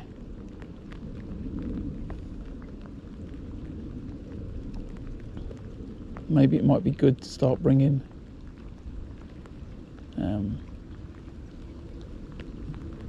you know, 3 pints of wet pellets, all sorts, and then that can go in here as well if you draw up in these pegs. Start putting that in the feeder. Oh, come on, please have a fish on. That was a bite.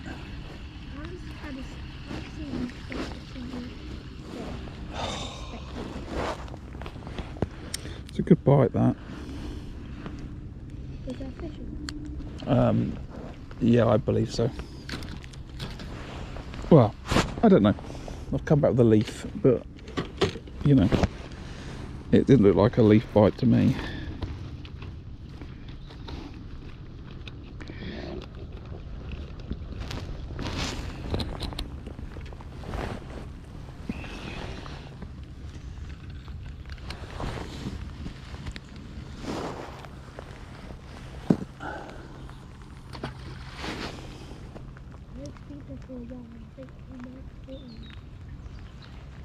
What's that? I can't hear. Still hasn't come back. Well, yeah, if you'd have caught nothing, you'd have said, I ain't caught anything. Yeah, he would have come back. Right.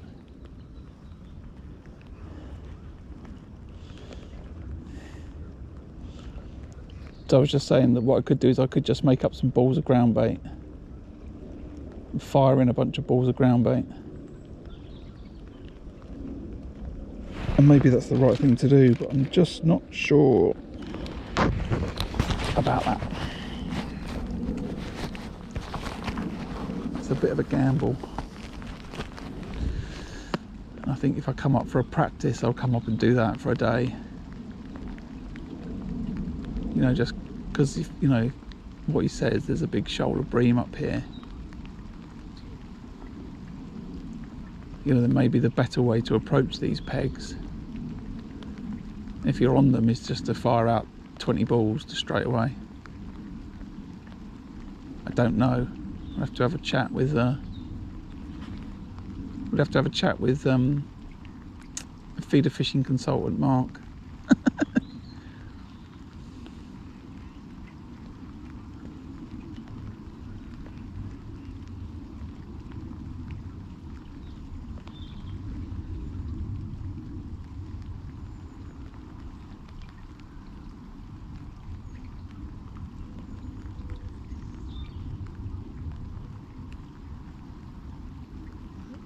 stops.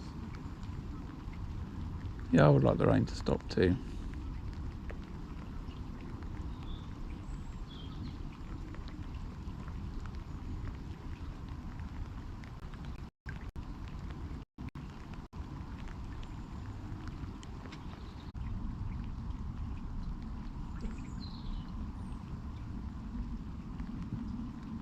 Yeah, then you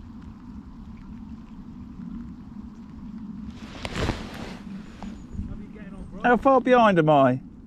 You got one little roach.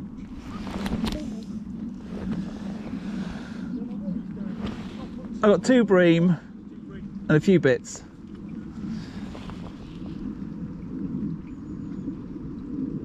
And you're wandering around as well. Yeah, I know. One little skimmer like that. Where are you? Oh, It's hard there. it's so saggy, kids.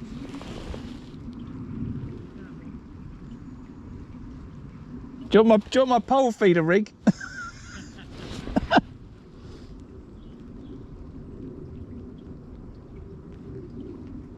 Yeah, Craig's making me think I need another 10 kilo of ground bait, but I'm not sure.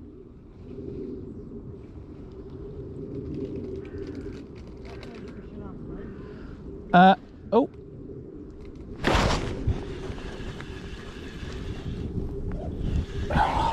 You'll see in a sec.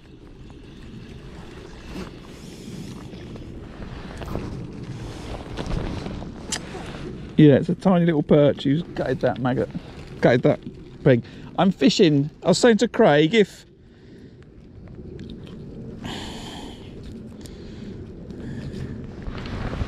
I think I've got 3 different speeds in this peg. I've got super slow, nothing. Then I've got the flow, and then I've got the main flow. That's how I look at this peg. It's harder to see it with the rain. And I am in the faster water, but not at the main flow. It's sort of a lazy chuck. I've got a 60 gram feeder on. I'm worried I don't have enough worm. But I'm also worried that I'm not putting enough bait in. I think the worm should be hair rigged as well, thinking about it. That might be better. I've had a couple of thump, you know, bites like that, and there's nothing there, you know. But I'll show you where I'm chucking the feeder.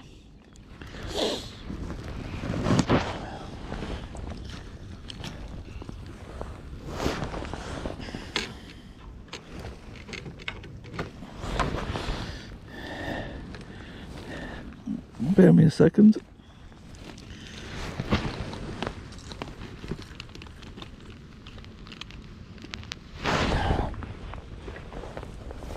It's a lazy chuck.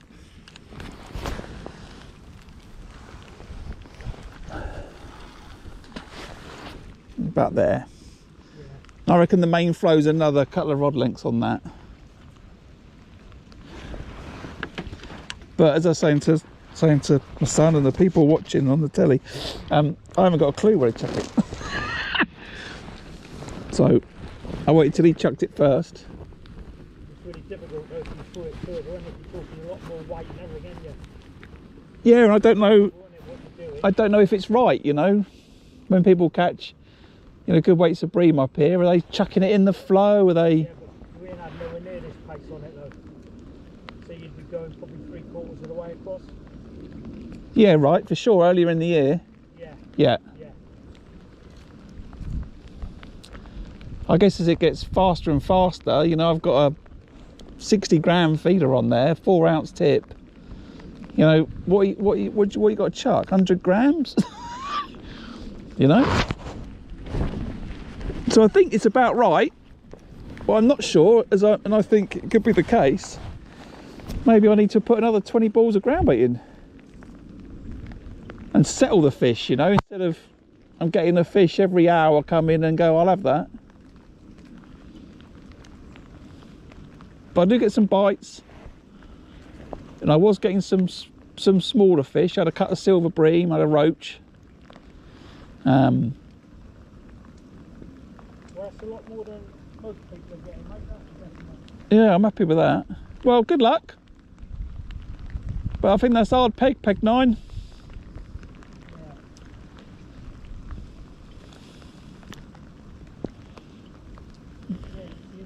Yeah, thanks very much. He's a lovely fella.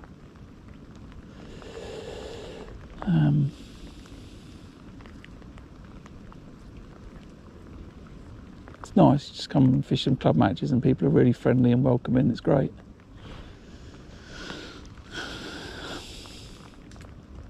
And I think probably what he's saying was true, which is when the flow's practically nothing, then yeah, chucking 3/4 of the way across in the main flow is probably the right thing to do. And then as the river gets faster like this, you've got to come out of that flow and into the crease and then into the slower water where I'm fishing.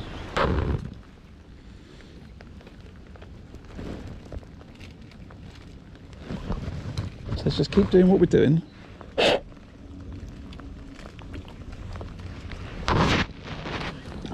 I've got a mouthful of worm soil in that coat now.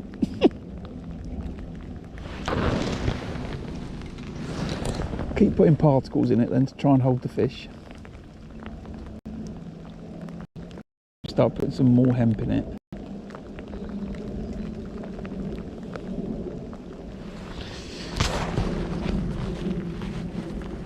But just keep doing what we're doing then. If we've got 2 bream and we can have another 2, then I think that could put me in a really good position. You know, let's work off the principle that people may catch a bream or 2 bream during the day. That's the sort of threat. That's always the threat to fishing the pole, that someone does what I've done today and catches a couple of bream. So I've got my 2 bream, and now I've got another 2 hours to catch another 2. The prize is going to be quite big for this one because of how many people there are. Yeah, I'm not worried about that, but yeah, good point. What I was just saying, Sam, was the danger to sort of catching fish on the pole. Let's say you have a great day and catch 10 pound of silvers, is that you're always in the danger that someone catches a couple of bream, fishing for 5 hours like this, catches a couple of bream, right? Now, I've already caught my couple of bream, and I think a couple of bream is good enough on most days to beat 70% of the field on weight. And we should go over the club match results and see if we can work it out, but he generally posts only the top 4 or 5, so it's a bit difficult, but we can see what those weights are. So let's work off the assumption that 10 pound on a club match beats 70% of the anglers. That means I've got 2 hours to catch another 10 pounds and finish in the top 5%.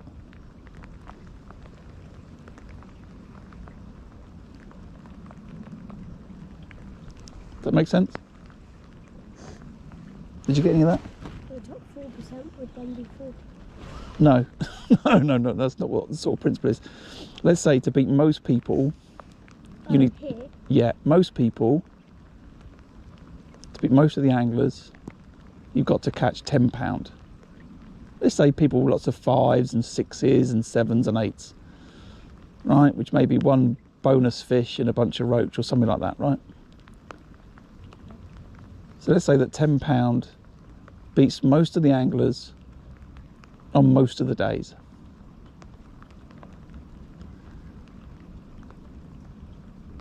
And then what you need to do to finish in the top 2 or 3 anglers is to catch another 10 pounds.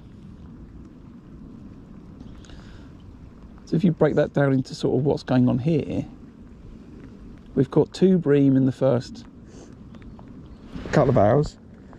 We must be coming up for nearly the 3rd hour. There's my watch. 12:30. 3 hours are gone, 2 hours left. So in these next 2 hours, to do really well in this competition, I would assume on most days, you've got to catch another 2 fish, another 10 pound. You know, the 2 bream and a few bits.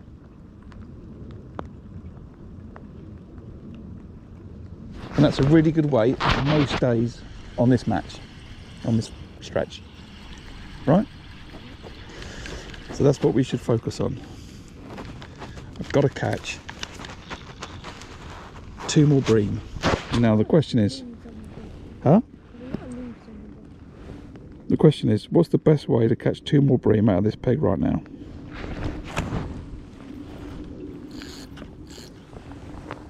I've not got to catch 100, I've got to catch 2. Huh? What's that? I can't hear. Say again. You've got 1 pound and that's the biggest competitor. You don't know that to be the case. We're working off some assumptions. So what's the best way to catch 2 bream out of this peg? That's the question. I'll put you in water. Huh? I'll put you in water and just... It's got very wet, that ground bait. Just keep doing exactly what I'm doing for 2 more hours? Huh? And hope that the foot... Huh? You could try the pole. Really? Why would you try the pole? I tried the pole for 15 minutes and had no bites. And I've caught 2 bream and a bunch of other fish on the feeder in 3 hours.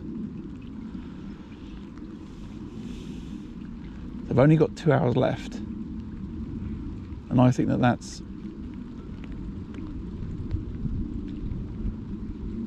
too risky to try and spend time on the pole. I think I've got to stay on the feeder.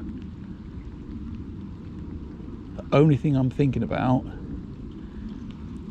is do I put a... The only thing I'm thinking about is do I put some balls of ground bait in? Sure. I brought the ground bait catapult just in case I decided to do it. But I don't need to do it with the ground bait catapult. I could just take the hook length off and just do it with the rod, which would be more accurate. That's the thing I'm ignoring about. Do I take a risk? Do I take a risk and put more ground bait in now?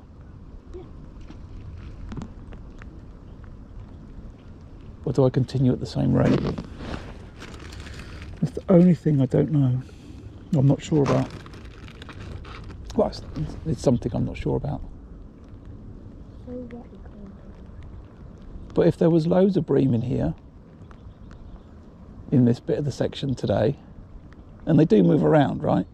So the thing about river fishing, that you know, the fish do move, is if there was loads of fish here, why hasn't he caught them to my right? And why hasn't he caught them to my left?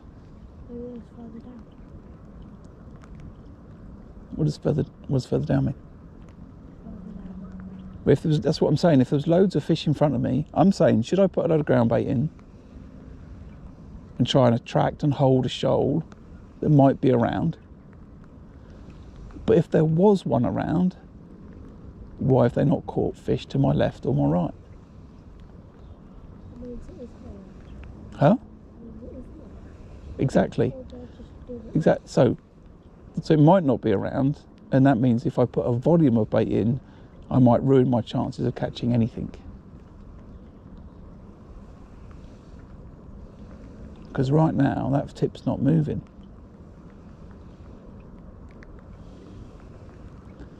So where have the roach gone and the silver bream gone?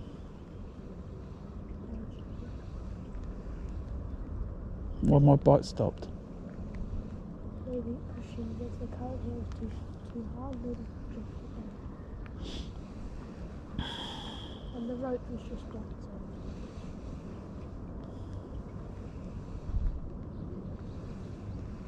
Let's be ultra disciplined on the timings. Right, 12:32. Recast at 12:35. Recast every 5 minutes.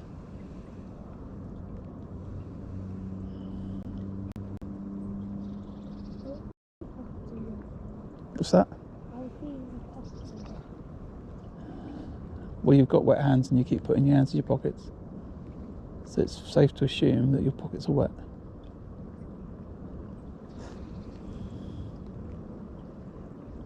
I just saw fish come. Down where? Did you? Right now. Not his boat. Oh.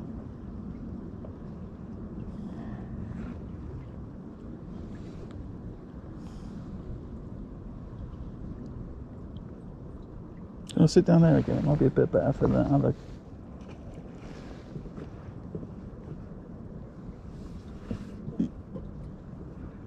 Could you grab my chocolate bar out of the bag and grab us a Twix? Oh, it's time for a Twix. Yeah, 2 more bream I think would be good.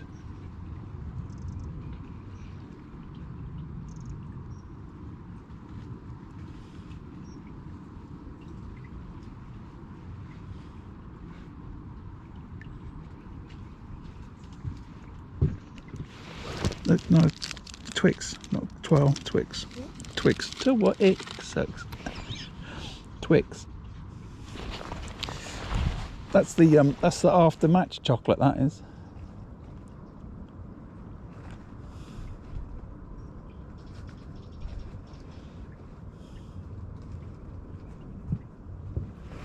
Not even moving that tip, that.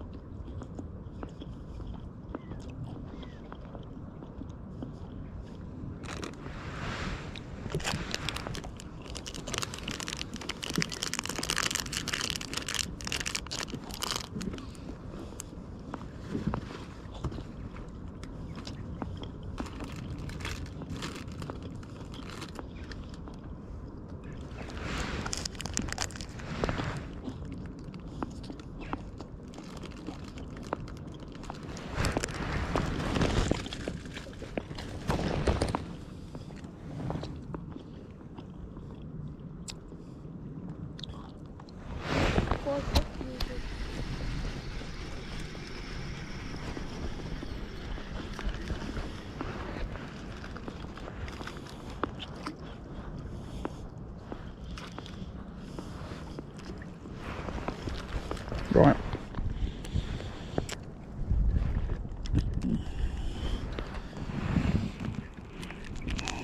Whilst time is precious, I do need to quickly pop to the loo.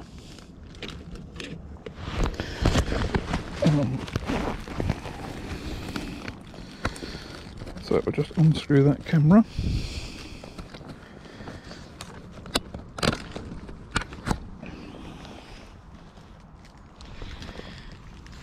Actually,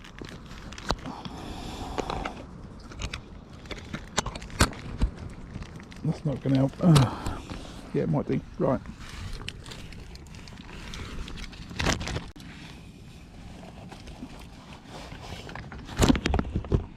Back in a sec. Sorry for the bad angle. Ooh.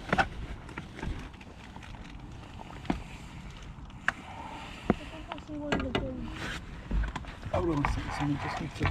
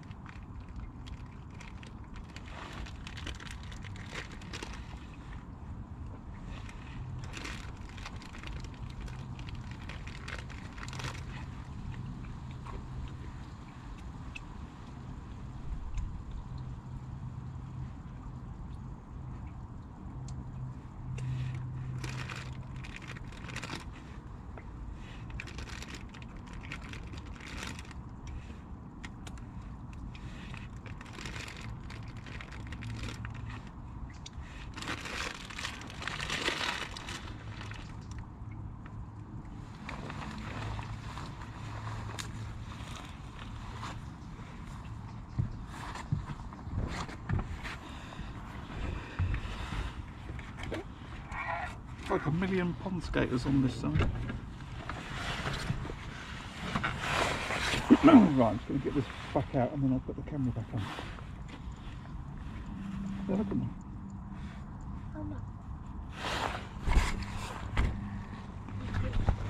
Right. Ooh. Right, one.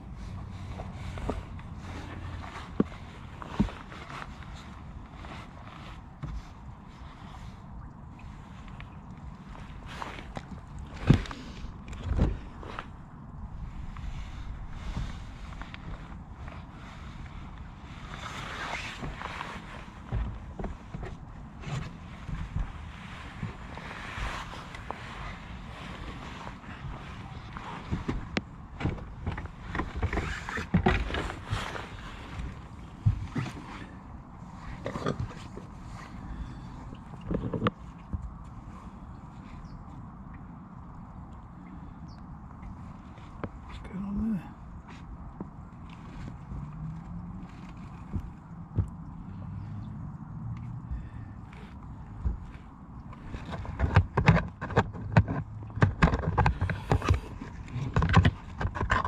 Well, I'm just going to put some more chop worm in. All pinkies. Okay.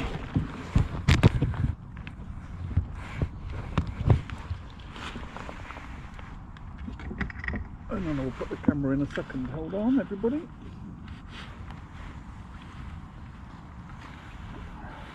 It's not raining.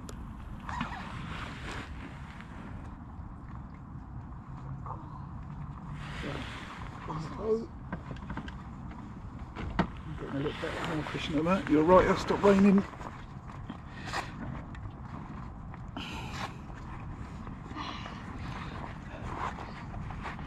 I'm not sure that's the last of the rain.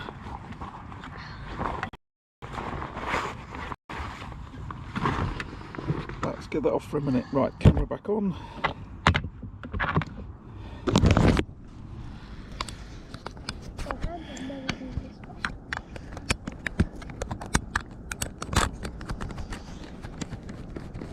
I think we've been colder than this, son.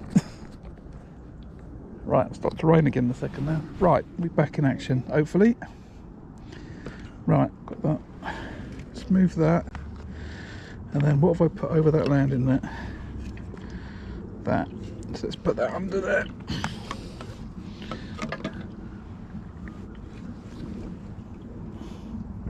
Right, normally anglers, where they do live match fishing, they've got a whole team of people. Right. We don't need any of that.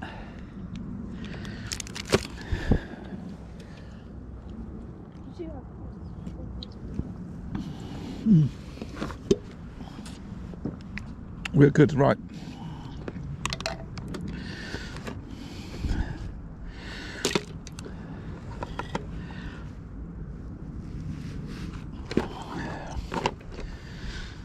Clean my phone off.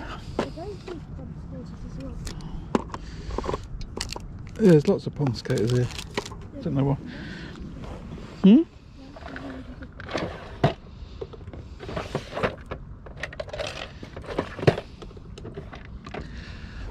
Right, everything's sorted. Good. Why am I not getting bites? Is the question. And what do we need to do about it? Oh, he's got a fish. As long as no one else is getting that tea, then there's not a problem. Yeah, but I would rather catch than not catch.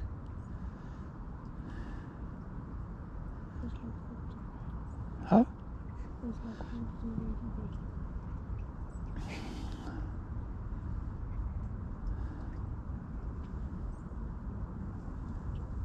Is that all we used to do thingy? I can't understand any word you're saying. Did we use those size worms for drop shotting? The lobworms? Yeah. Yeah, those. We used to use a whole lobworm. That's probably why we didn't get as many fish. We caught loads of fish on a whole lobworm by the lock. Yeah, but not very big. Well, if I was fishing, let's say I was fishing a canal for perch, Or actually, if we go back there and fish just like wormel down the flat float, I would fish 3/4 of that lobworm. Oh, there's an indication then. Oh, see that thump?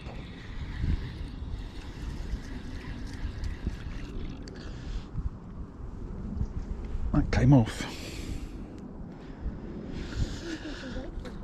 No, I had it. I felt the fish. I felt the fish, and then it came off. Which can happen, Yusuf. That can happen in a river.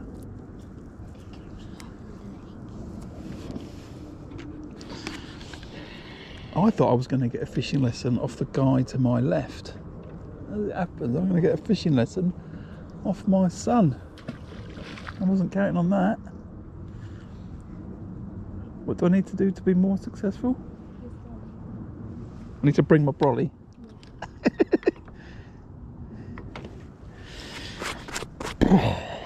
Such a mess. Wet ground bait all over the place. Right, we've got another 15 minutes has gone. We've got an hour and 45 minutes.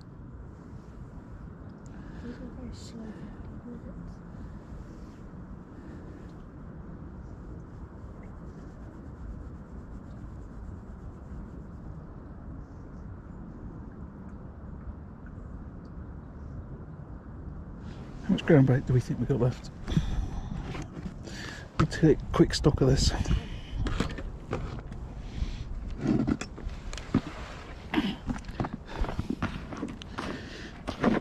Right, we've got enough.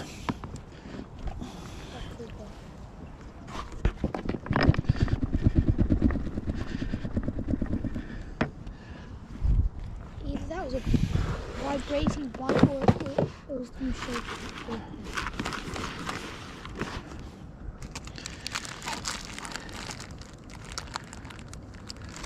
Dead maggots. Casters.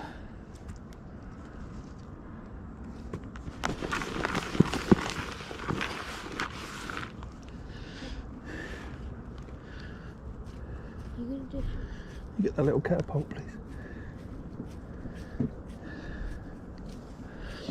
Right, everyone, we're going to take a bit of a gamble here.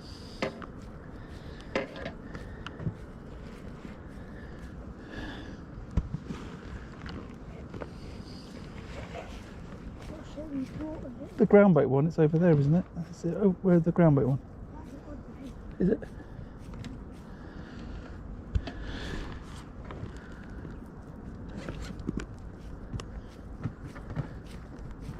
Oh, there's water in here. Don't worry about that. I'm just interested in... No, the ground bait catapult's not in a bag. Is it over on the floor over there? There it is. The ground bait catapult's on. Yeah. It's raining again, brilliant.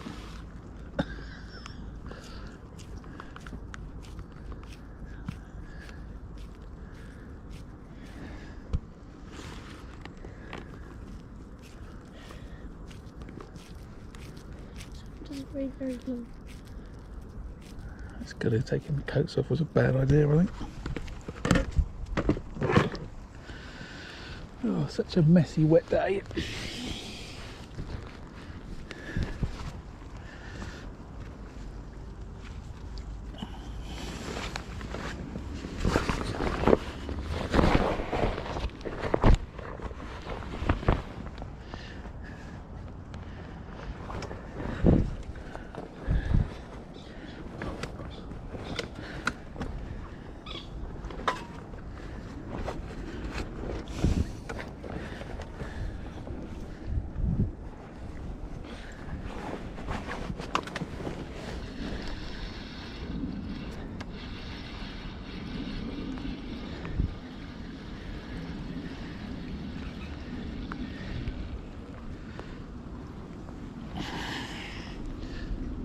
One on my coat. I get a bite off a roach.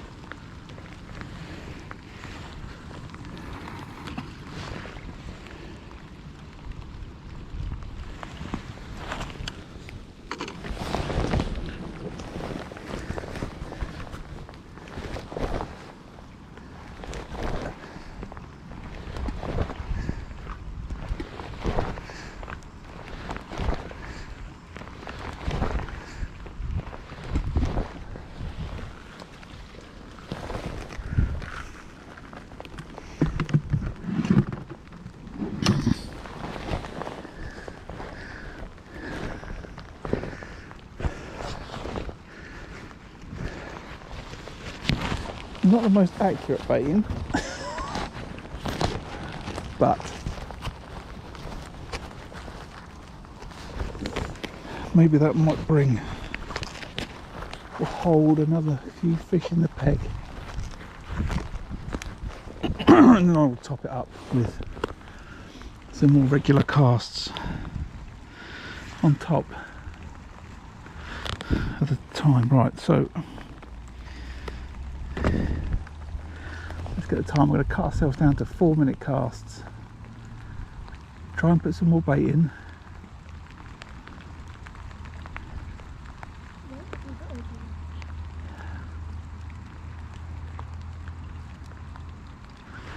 Time to say 12:50. Was that a big? What was that? Was it a good bite? Yeah. Yeah.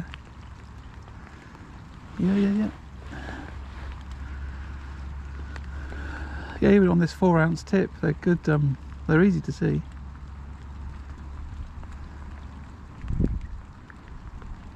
So if you're joining us, it's just about 1 o'clock. Match finishes at 2:30. We've got an hour and 40 minutes left. I think I'm doing quite well. I've got about £10, 2 bream, and a bunch of silverfish, some roach and some I don't know what you're kicking, but can you cut it out, please? So I've got a few fish in the net, so we're doing well. I've got a doubt in my mind, could I have caught more bream? Should I have fed more? I genuinely don't know. So I'm going to continue putting lots of particles in, continue to cast regularly, and the only other thing that I'm having some thoughts or doubts about is maybe I should have fished a hair-rigged worm. Would that be better? I don't know, so I need to speak to some experienced feeder anglers.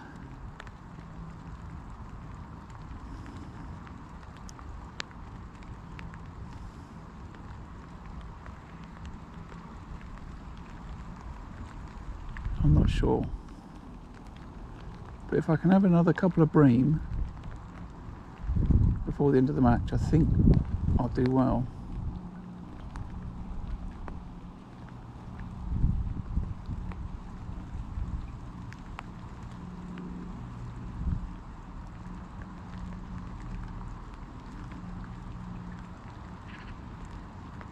Things are going all right. Things are going all right.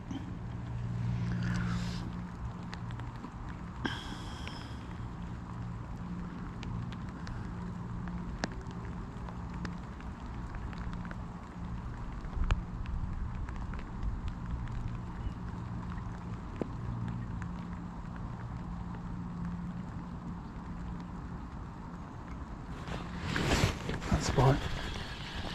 I don't think there's a fish though.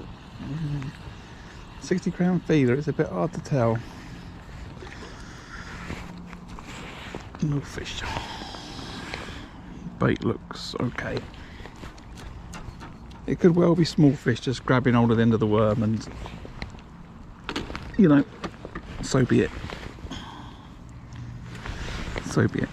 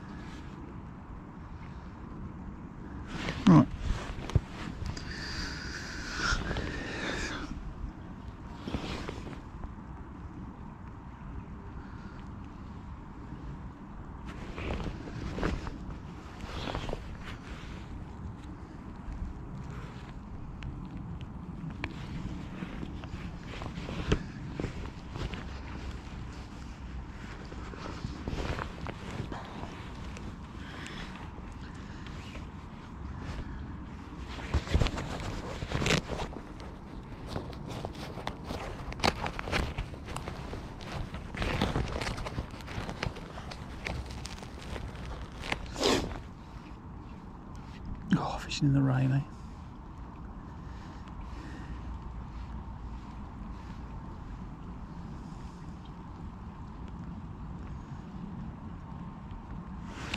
Be more and more of this then, I think, as the from here on in till next May. 6 months of this we got.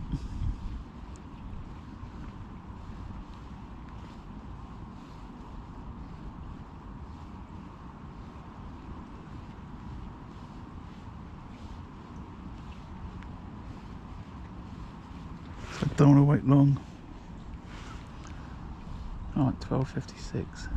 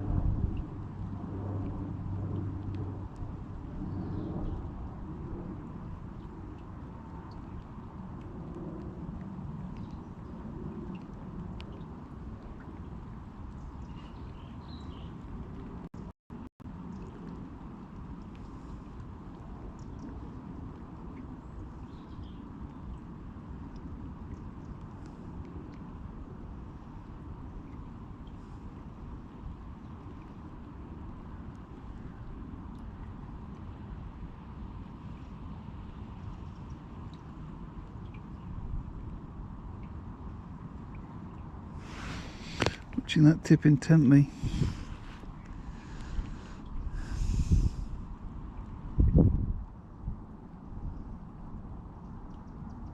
A bit of weed or a leaf stuck on the line.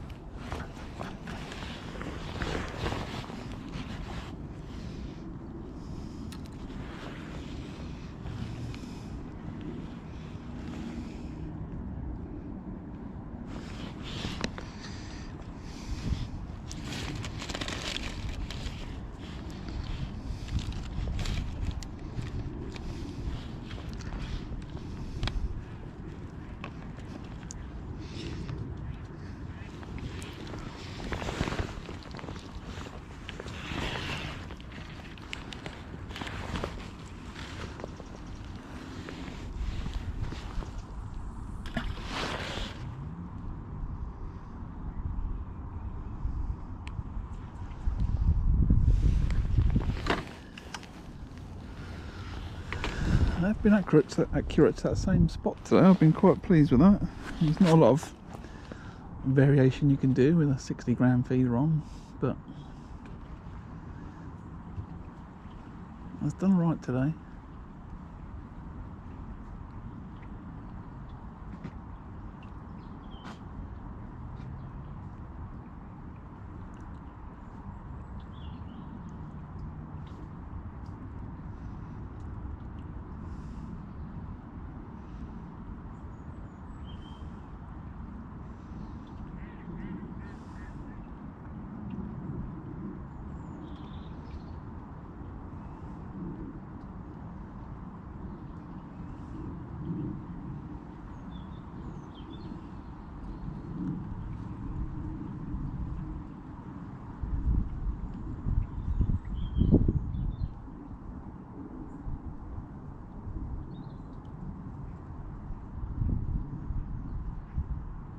Got this doubt creeping in my mind now about staying on the feeder, or should I try another go on the pole? You know, I've not kept the pole line topped up at all, so whatever, you know, I threw in the beginning, I'm happy that's all long gone.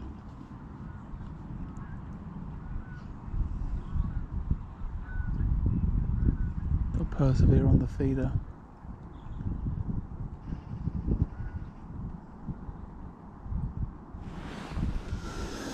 This is the sort of difficulty, I think. You sort of commit yourself. I've got no other choice.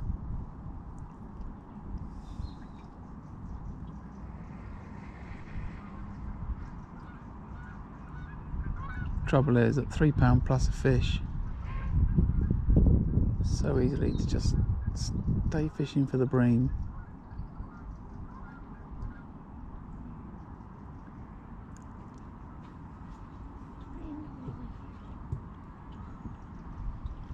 But the trouble is, I'm not getting bites. Less particles. I'm putting particles in because I'm trying to hold the fish. Yeah, but there might not be fish. Or there are fish and they're just eating all the food that's already there. Okay, what's your thoughts? Either there's too many fish, there's too little fish and they're just There's too little, constantly eating your ground bait. and I never get a bite. Yeah. Or number two, there's too many particles and they're not getting attracted by the smell. It's the same. Hold on, what's the first one? The first one is there's too much loose offerings. Yeah. Which is why I'm not getting a bite.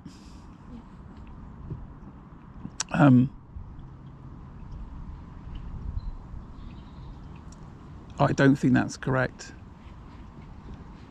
because those fish have got the capability to eat my entire feeder's worth of food relatively quickly. Like one bream will munch the whole lot. If they're... Right, so then you're going to say if they're there, and then you put into doubt whether there's any bream out on that line, which is fair. Oh, although I just did a bite. Can you stop wandering around, because it causes some vibrations through the box and then the rod. Oh, that's another indication. Maybe I need to walk around more. No. Yeah, let's call Mark and get a bite.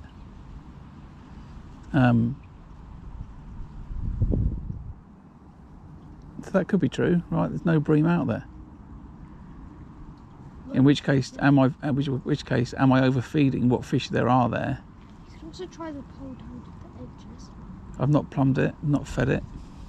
Yeah, this is... Huh? You can still try. I don't think it's a good idea to try that stuff at this late stage in the match. How long do we have? Hour and a half. There's a wont coming, right? You know, if someone catches one bream, they're one fish then behind me, potentially. Let's assume that people haven't caught, and I don't think that's going to be true.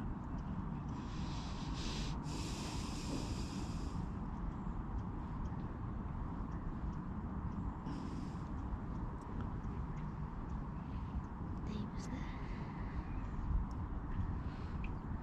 Down to Brian. See those. Brian's gone.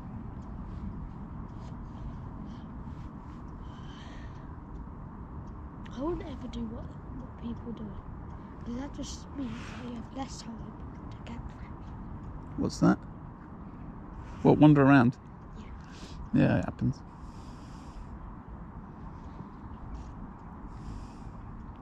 And you'd only wander around if you haven't caught. I wouldn't wander around if I was catching.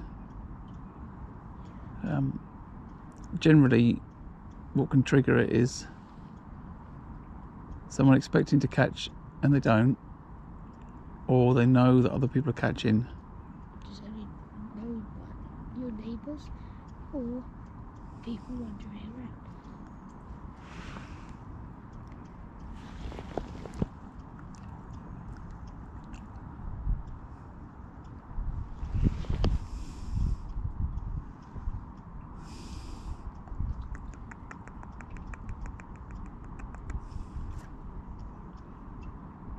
I could put another bunch of balls in on the pole line and sit on the pole line.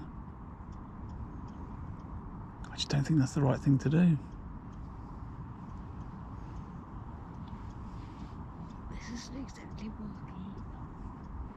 You're right, it's not working. I cannot deny that. It is not working.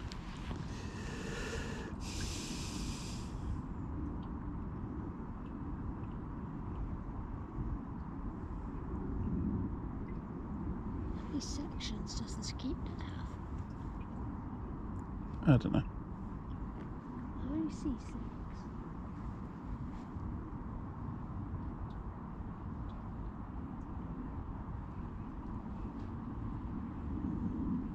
How slowly it's dissolved.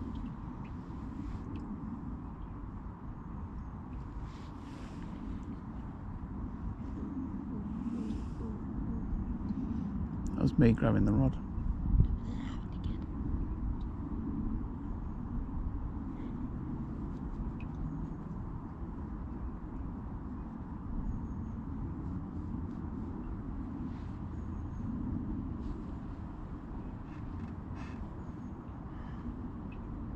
Well, this will be source.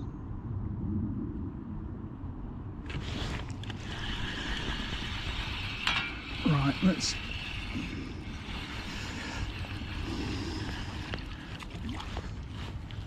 Or the bait's getting lost in their bait on the bottom.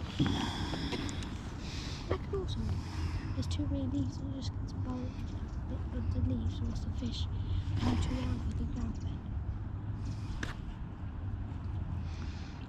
Yeah. Let's change it. Let's put some mag on.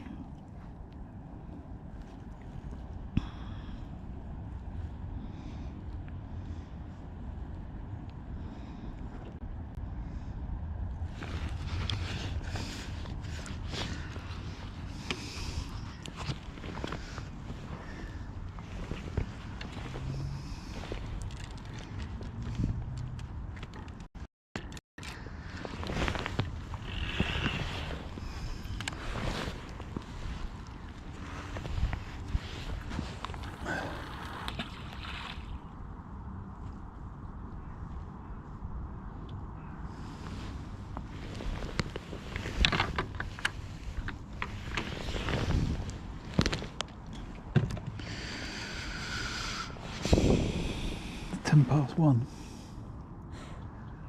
Hour and 20 minutes.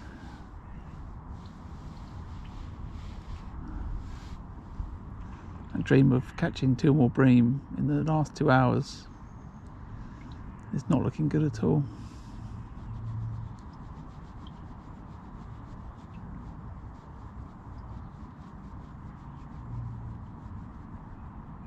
You caught more than last time.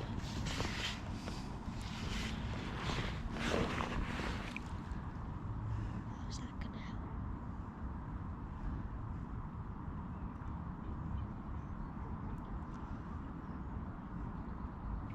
Didn't see any bleach.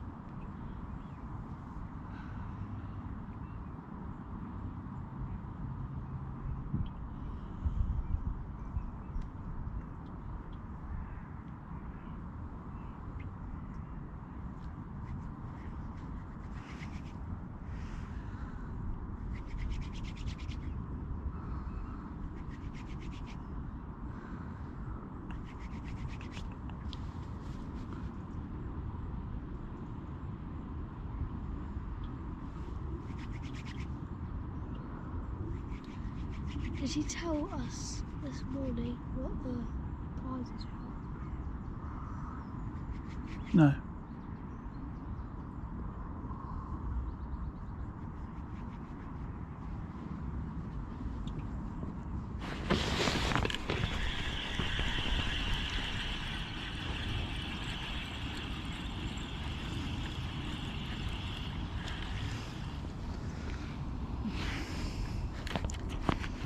Okay, so I've got a bite on 3 maggots. Or you just need to leave it longer.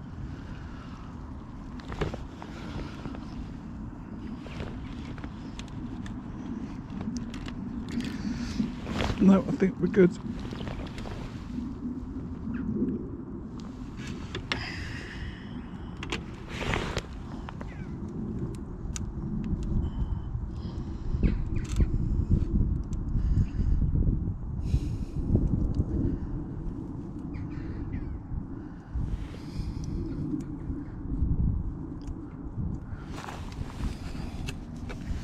There is no forgiveness when you get these hooks caught, is there?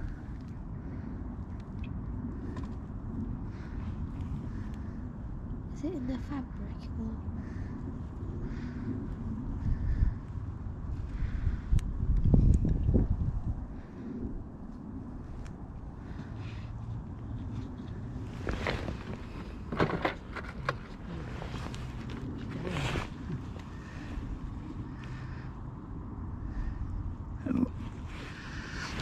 Up in your net. I've already had that. No forgiveness, is there? What's that? Is he? We can stop that.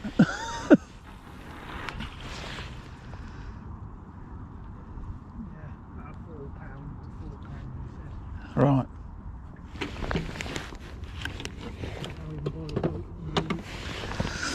Yeah, I'll just put a maggot on, see if I can get a bite. I'm not sure what to do, but I've been down the sole with the old maggot feeder, thinking might have a chub maybe, but nothing. Absolutely nothing. no good. Is it good for it down there, is it? Wow. This is only what, the second or third time I fished it myself. Gotcha. Yeah,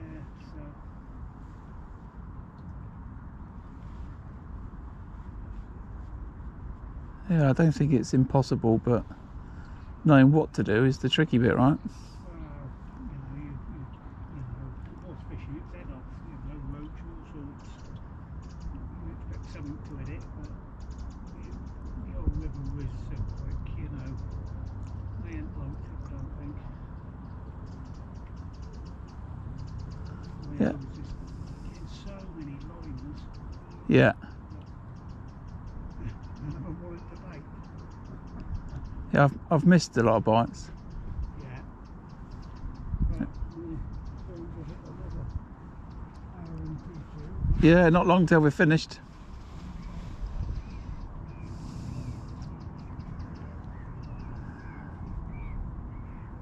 Alright. That's the guy on my right. He's the main competitor, I think. I say that, I think other people could have caught, but I think you'd have caught bream down in pegs 1, 2 and 3, you know. Pegs 1, 2, 3, 4. Peg 1 just has 3 things. Right? So, pegs 1, 2, 6 have all got slack water on the inside. 6 wasn't called.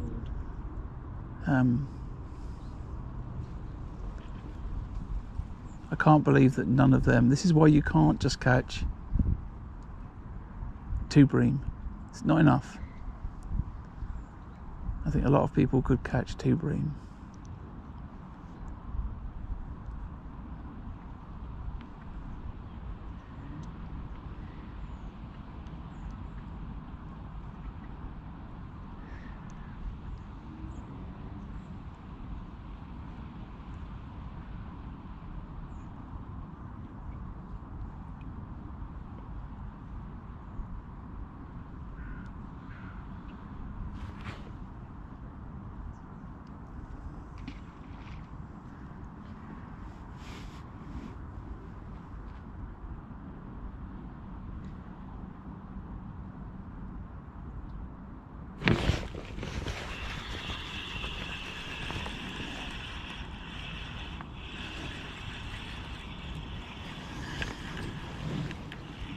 I don't mind if I could just catch some silvers right now. Are you just getting stuff in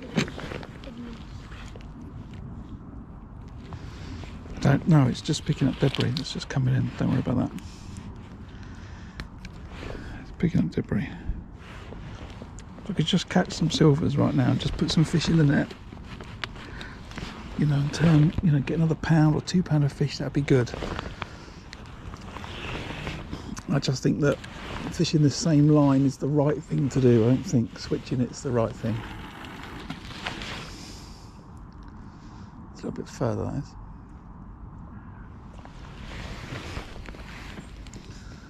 I've got to concentrate on this, I think. So I don't have another line to fish.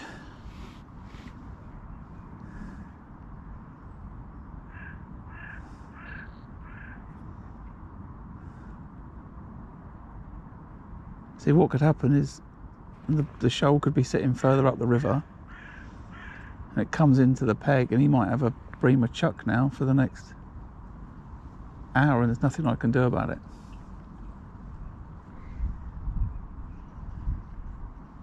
You could come second. Or fourth. The focus is on catching fish. That's what the focus is on.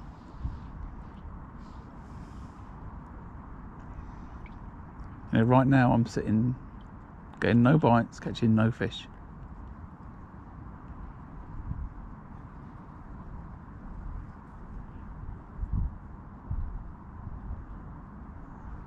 So I'm going to bring this one in after this chuck. Oh, see, I do get in. I do. That's the third time now. That's 3 and 3. So I've gone out of maggot on. I do start to get indications of silvers, but for some reason,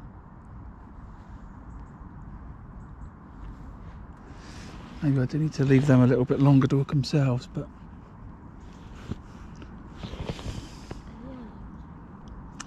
what's that? I think that was about it for it. Yeah, that movement is the river. That's it. It's not a bite. Even that moving, it's not a bite.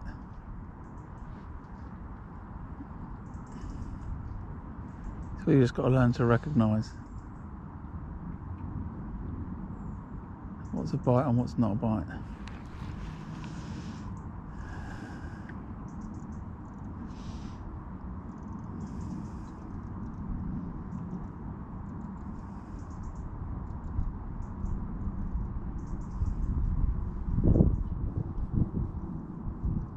That could have been, but I don't think so. Could be if they've moved the feeder this way, but I would expect it to straighten out, not just to do that. That's a leaf on the line or a piece of weed causing it to move like that.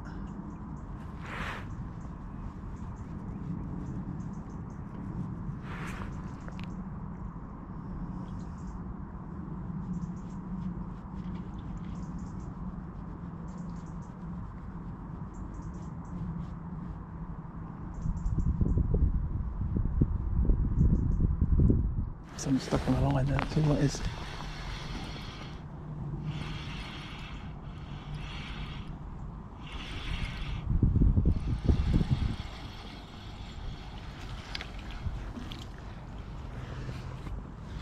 Right. Well, it's called bream next door. I think I've got to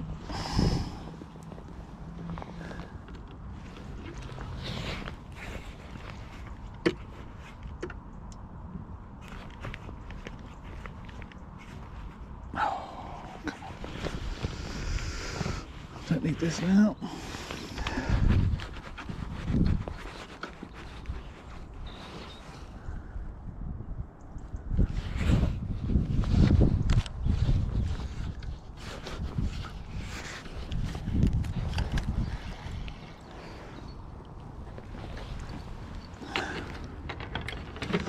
So now I know I'm fishing for less fish. Let's try and get a little bit more aggressive with the chop worm. I've got to get a fish out of this lot.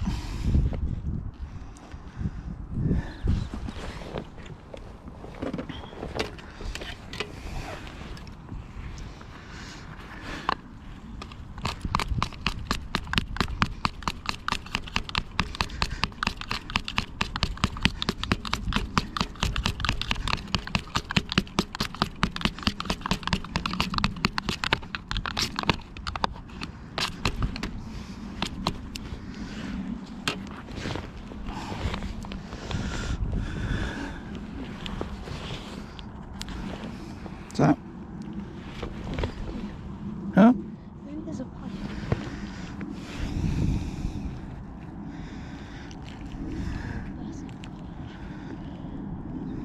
Or sand. I'm not sure.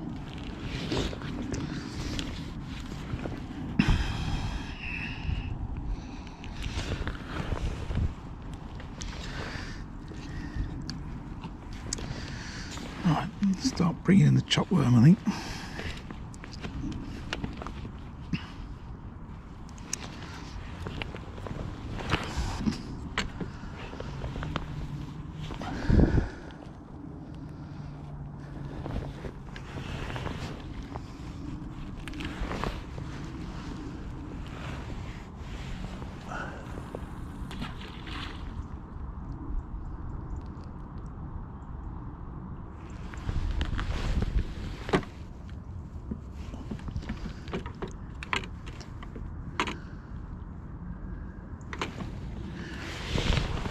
Right.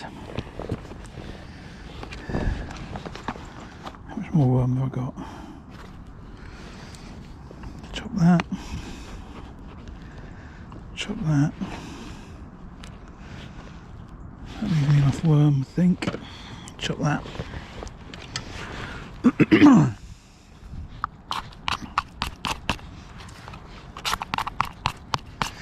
What's the time? 23. Hour to go.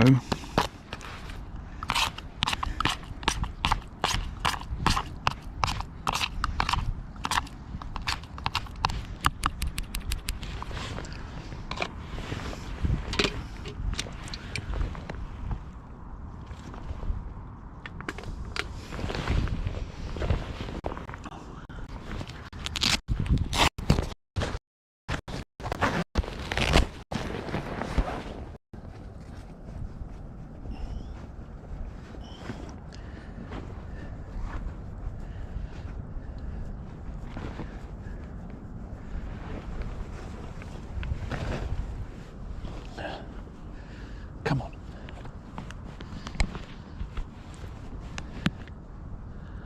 Gotta catch me a fish.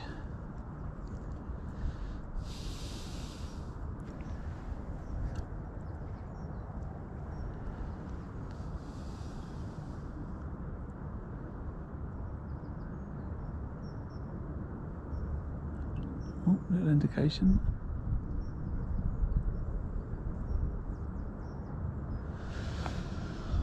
Come on, fish, I need that tip to just bury over. I need it to be another bream. And then I need an hour to... That's certainly a bite. And there's nothing on the end of that.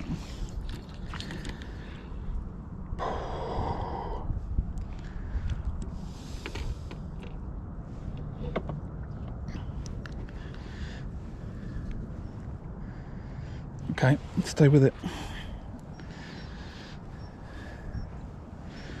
Got a sense of urgency in my voice. The guy to my right's caught a bream, apparently. It's his first one.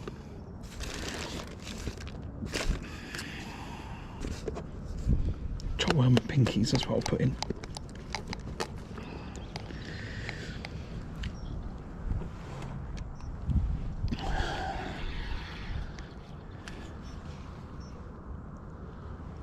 I need to catch.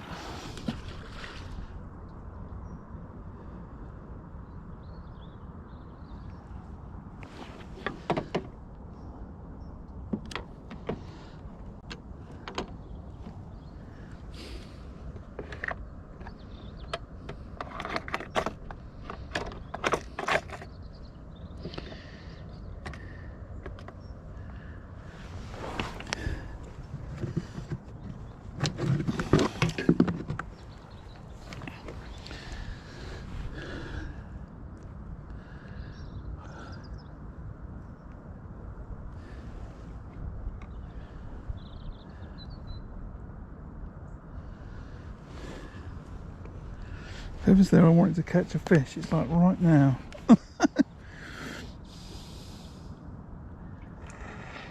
Right. Oh, there's an indication. Come on.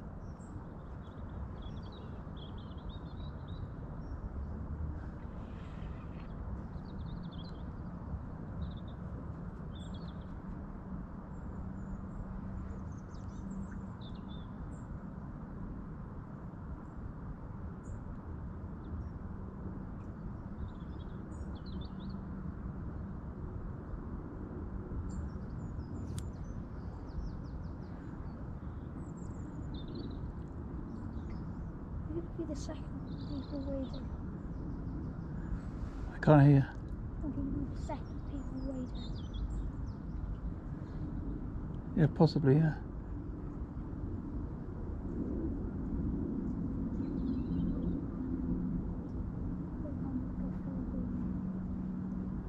All right.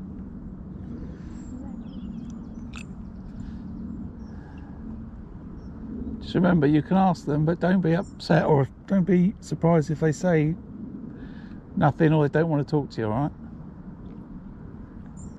What's the phrase you say? What's the phrase? That's the one. You better come and take the other one off me now then.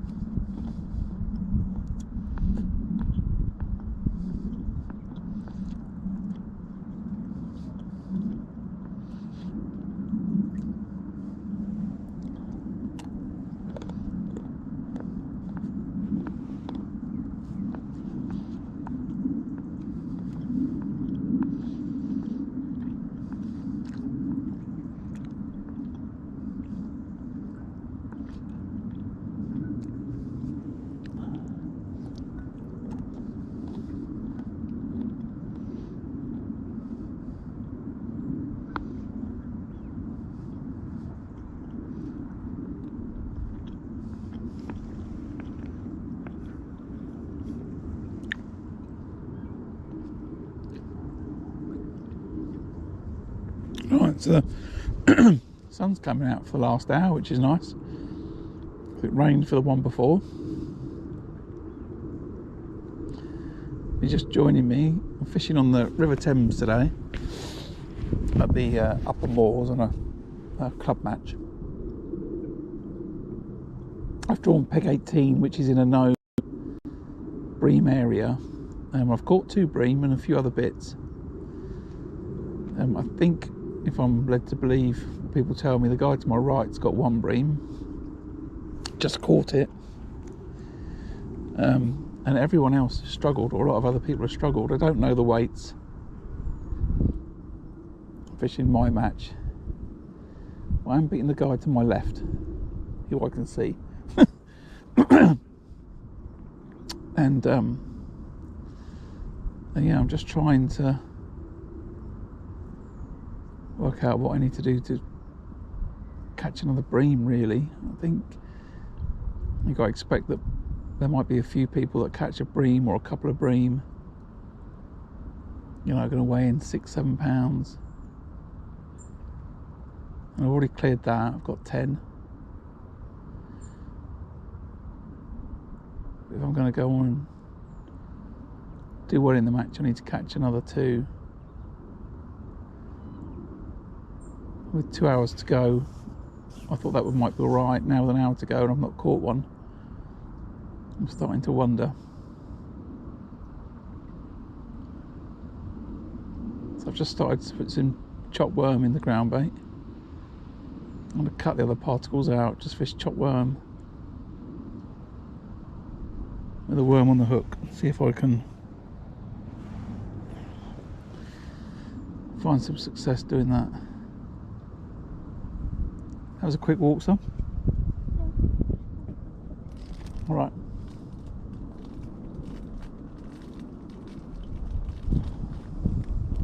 Don't leave that there, it's going to blow away in the wind. No. Put it in the bag or something. Thank you.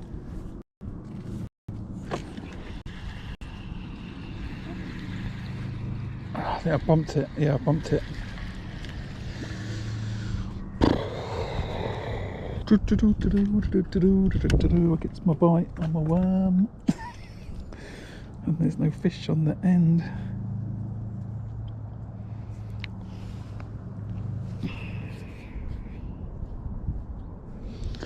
I thought I felt it and then it bumped. Right. Let's keep going. More chopped worm.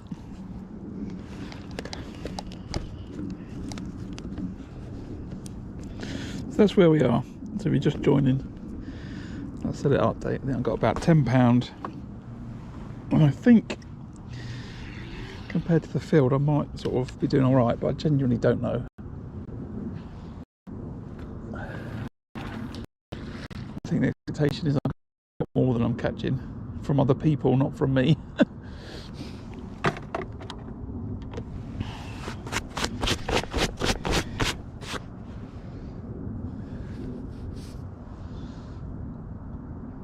Yeah, I think if I can just focus in on, keep doing this.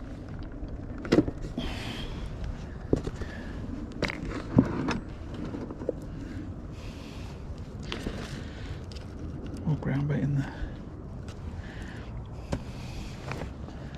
Keep casting regularly. Keep up this chop worm. And as you've seen for the last couple of chucks, I've had a bite. Just not hit the fish. Could just be small fish, but you know, could also be a bream or chub or something else come along. So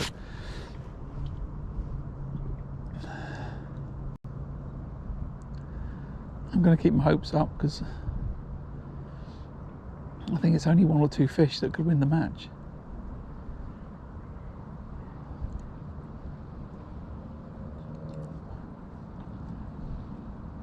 I don't know what's been caught down the other end, but as I was saying to my son, I think to do well in, you know, most of the matches on this stretch,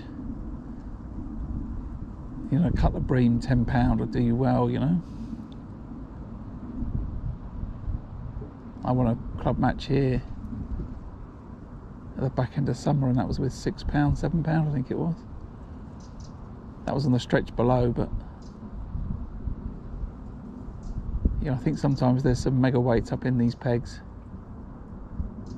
you know, up to £100 a bream. But if that was an option for me today, I don't know what I've done wrong. But I have had 2 bream, and maybe I've fished well for that, I don't know.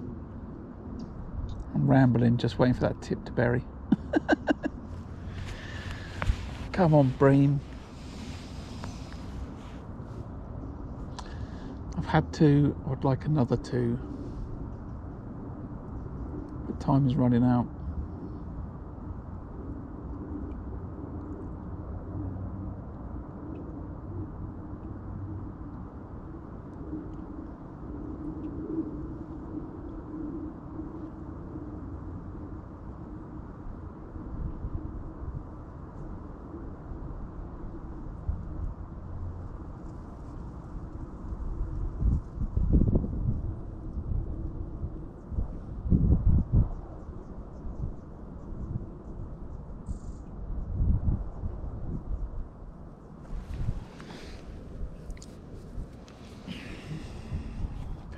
Minutes to go.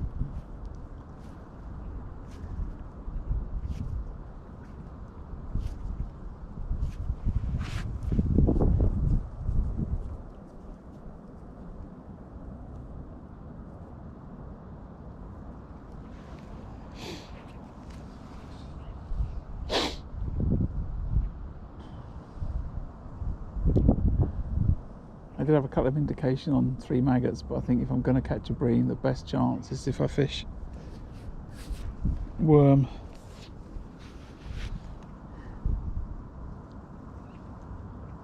So I'm fishing worm and pinky. So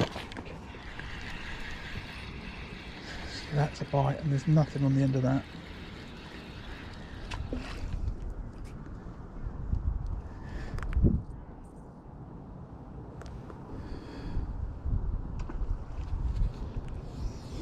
But it's a bite. Oh, it's a good bite as well. I'm slightly staggered that there's nothing on the end of that. Right, some more chop worm.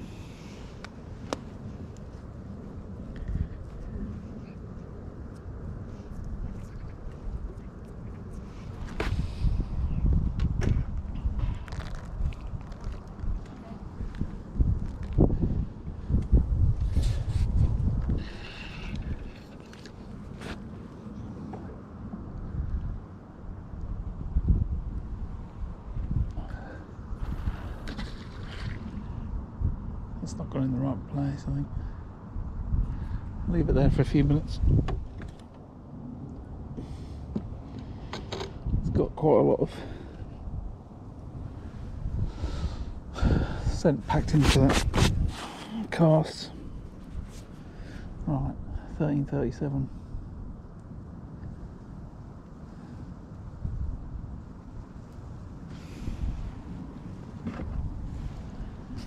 I just want that tip to go over and not come back up.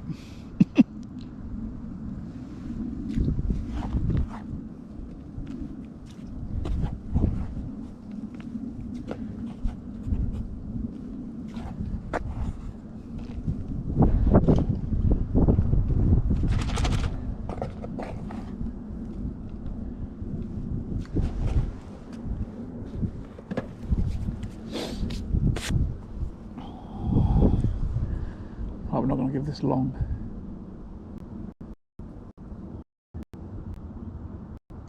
I don't think that cast was quite in the right place.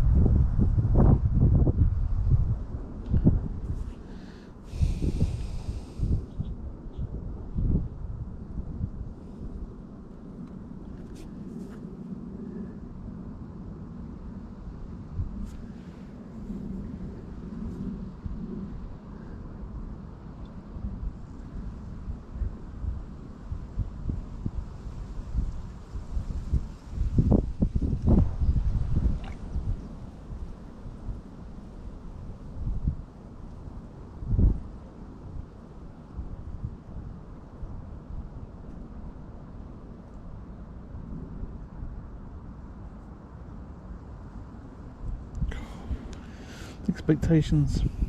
Just need to catch another fish. At least another fish. If he catches one fish next door, he's drawn with me, you know. Oh, see, look, that's a perfect bite, and there's nothing on the end. What's going on with that? What's on with that?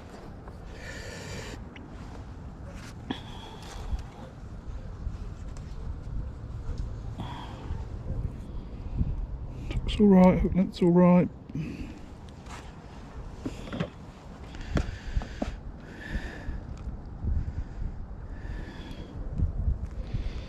Take the head off.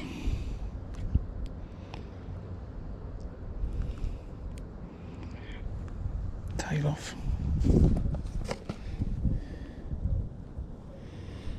Double pinky. They're quite short walks you're doing there, son. You're not walking very far. Did you speak to anybody?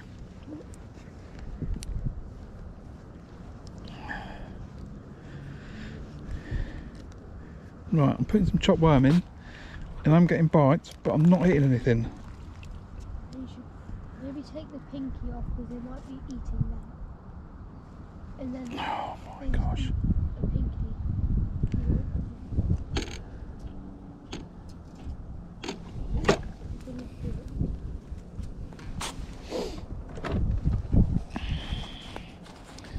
These trousers are all but done anyway. Now I've got hold of them. Now they're definitely done.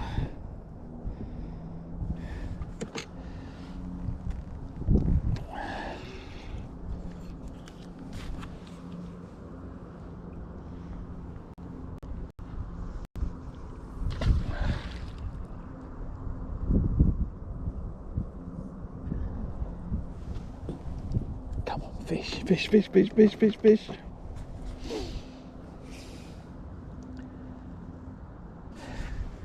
I should definitely have set up a rig to fish down there, you know? There's no flow at all there, hardly.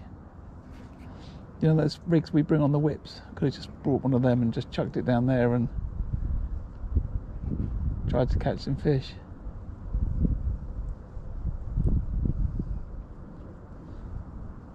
I brought the whip, I didn't bring one of the rigs.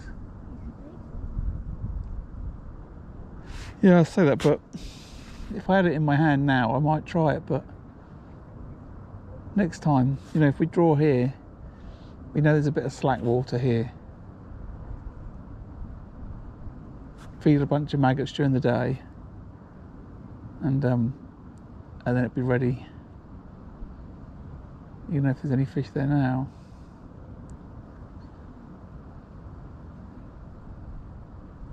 You know, I have had some bites on the worm, but I'm just not hitting any fish.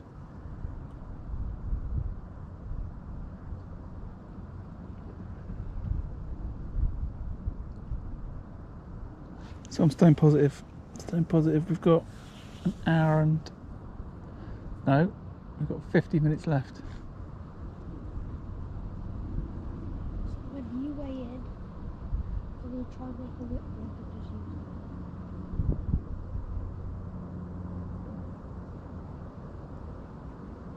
I'm going to make one now. No, you're not going to make one now, son.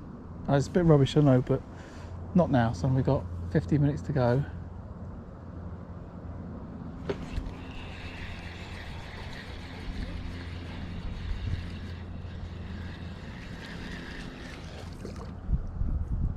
Just strike and rotate.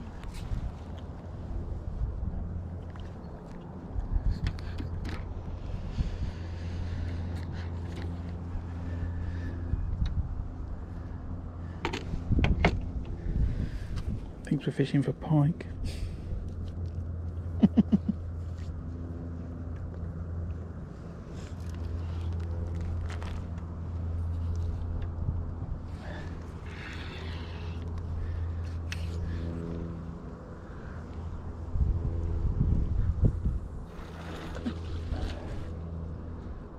It's a bit further out, that is. Generally don't have any success like that, but give it a couple of minutes.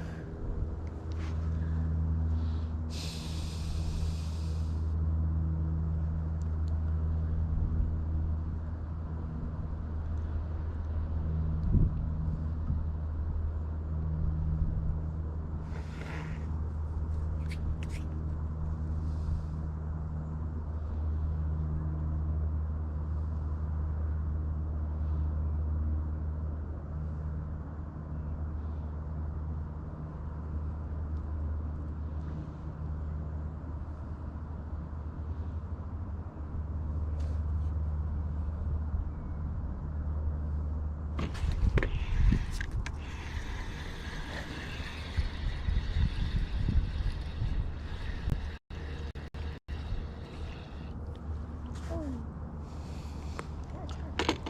That's roach. okay.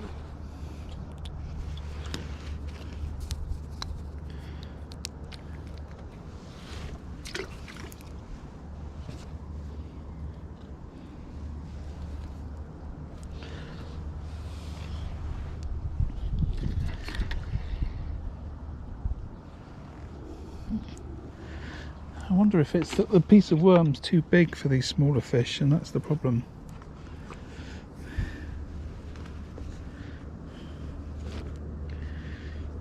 You know, unfortunately for these smaller fish, no one's told them they're not the intended target.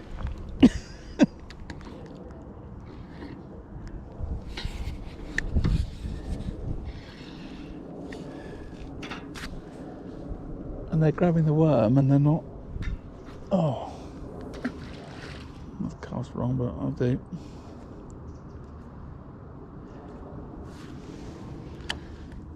So that's what's happening. I'm getting bites off of them.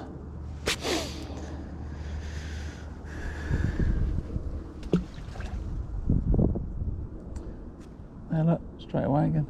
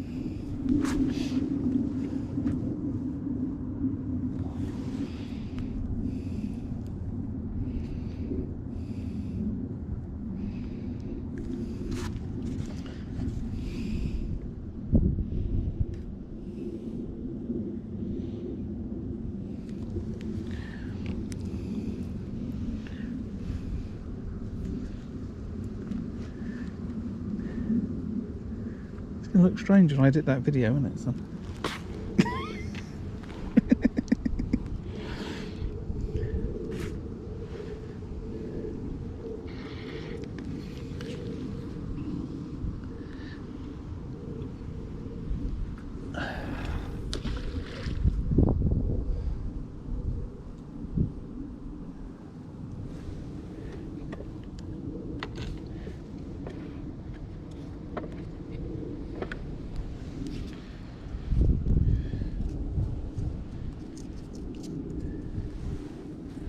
Watch that tip a minute so you can see what's going on.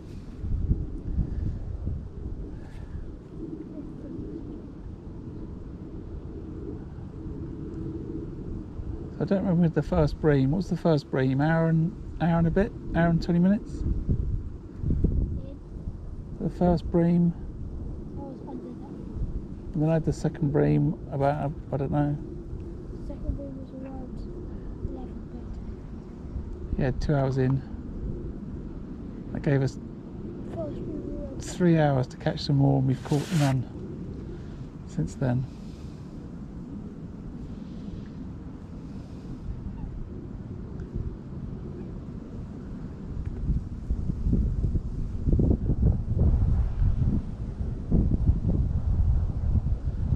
And I'm just torn now because there are some silvers in there are some roach and stuff in the peg for sure. I think that's what we're getting these bites off of, but they're not big enough to swallow the whole worm, and that's why I'm not hitting the bites. I've got to make a choice now, son. Do I stay doing what I'm doing on this 14 hook on the worm, trying to catch a bream? Or do I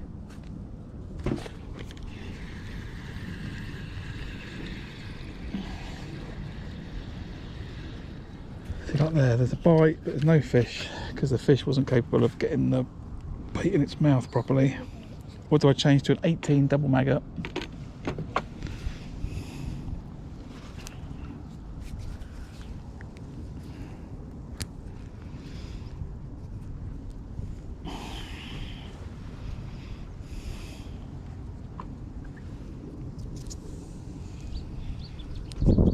Try and put some more fish in the net.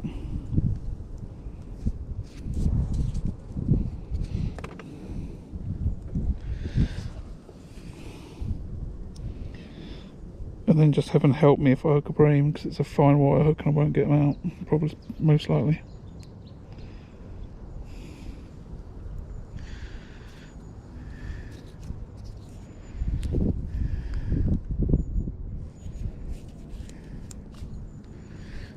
What would you do, son? I tried on the Huh?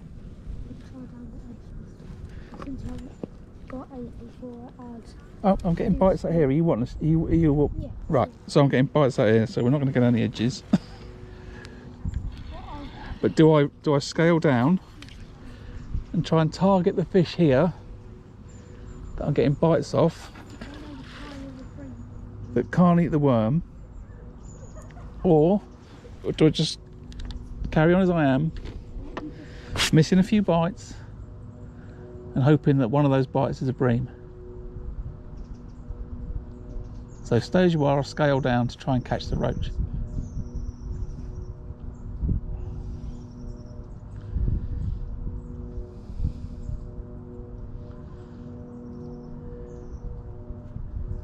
See the tip? You watching the tip? No.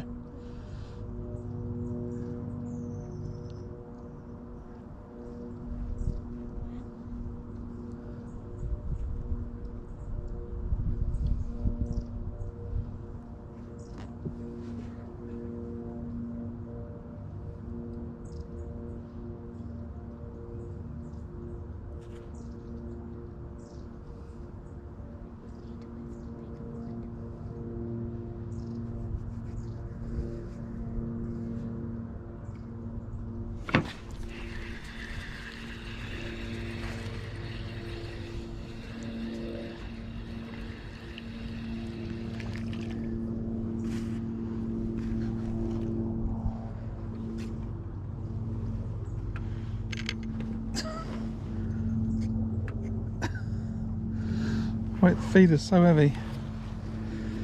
So, what choice did I make? Stairs down or scale down? Ouch!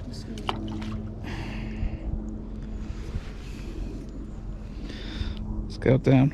At this point, I will take my chance and play a bream really lightly.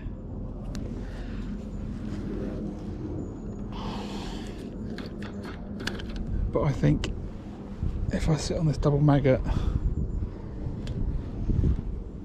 I've got a chance of having a fish a chuck, or a few fish in this last half an hour to try and just put a few more fish in the net.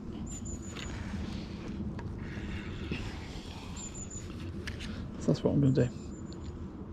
I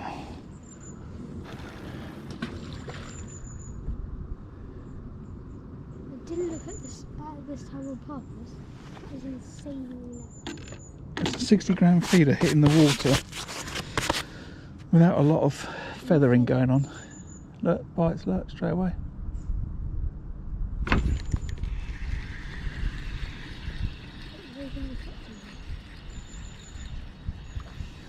you ever put lighter feeder on? Won't hold in the river. Won't hold in the river. Smaller feeder, do they? Bite already. That's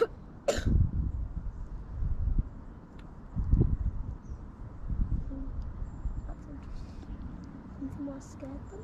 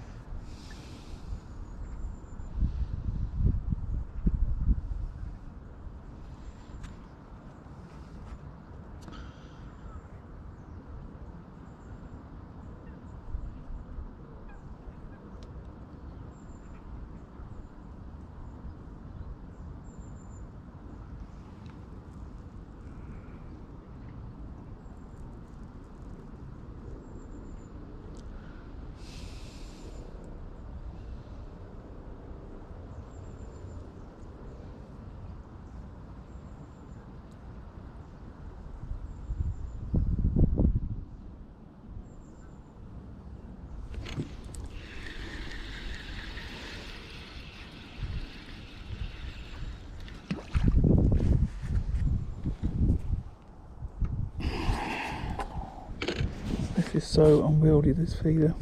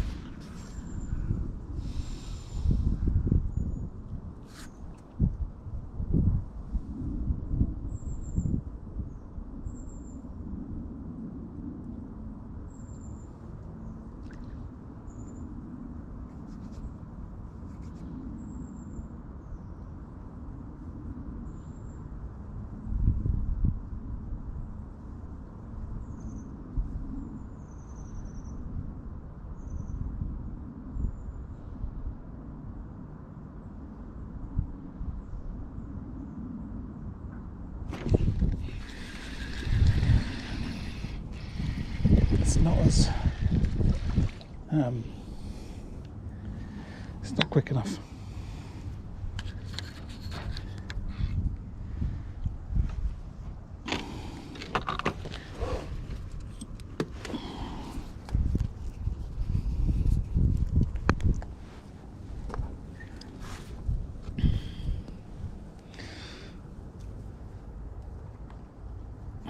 We've got half an hour.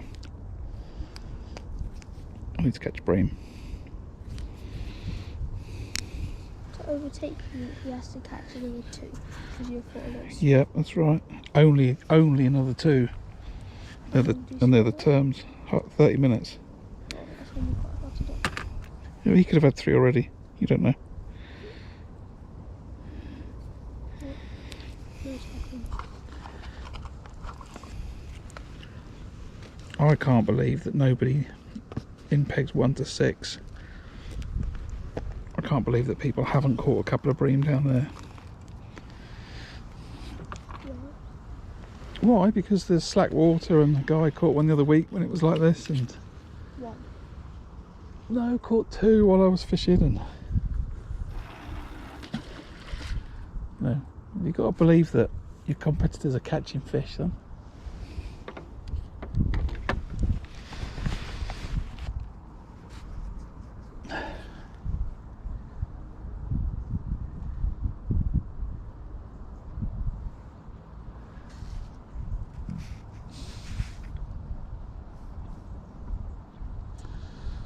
Right, now,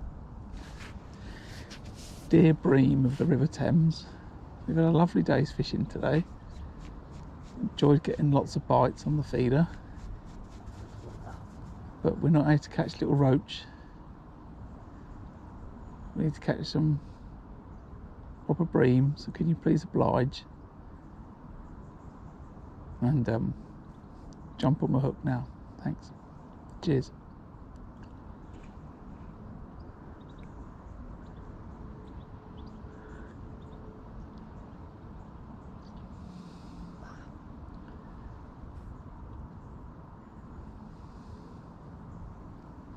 See those little movements on the tip? You can see what's a bite and what's something bashing into the line. See, that's something bashing into the line. It's not a bite. The bites are sort of violent vibrations. Or in the case of the other ones, I think some more positive bites for the 2 bream that I had.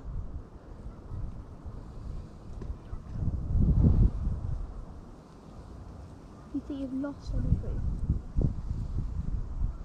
With bites?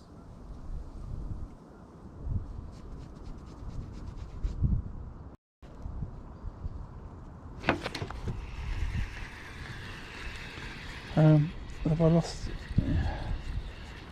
There's been a couple of times when I thought it thumped, and I thought that could have been a bream. Now, one thing that's definitely true is I've started getting more bites as I put that chop worm in. Alright, so when we come again, got to bring more worm. You should lock that down. It's gonna help.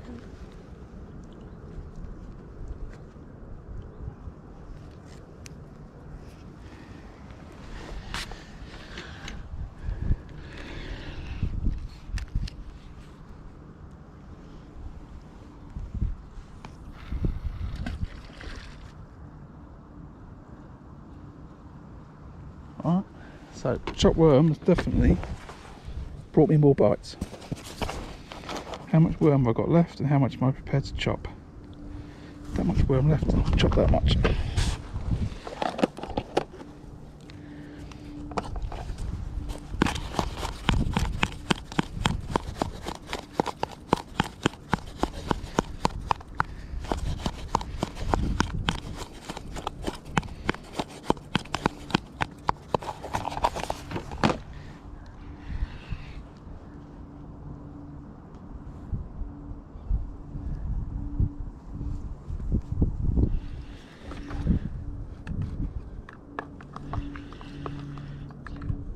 Leave it.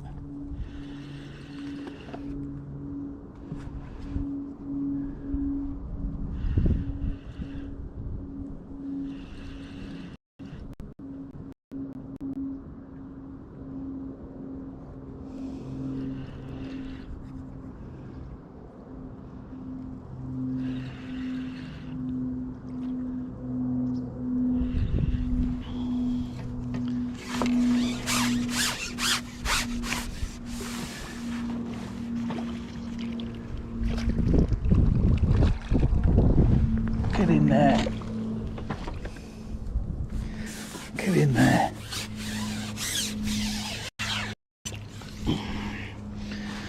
Number 3. So I changed that smaller hook length back off again.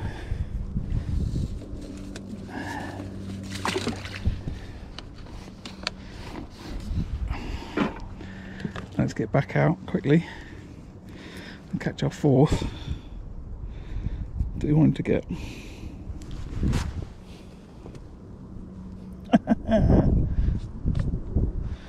I think there's not enough worm got in today.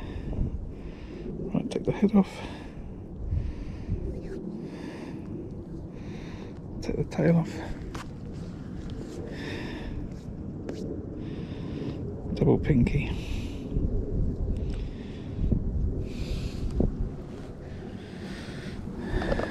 Woo woo!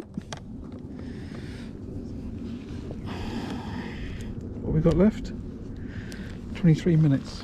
I can have a good 23 minutes.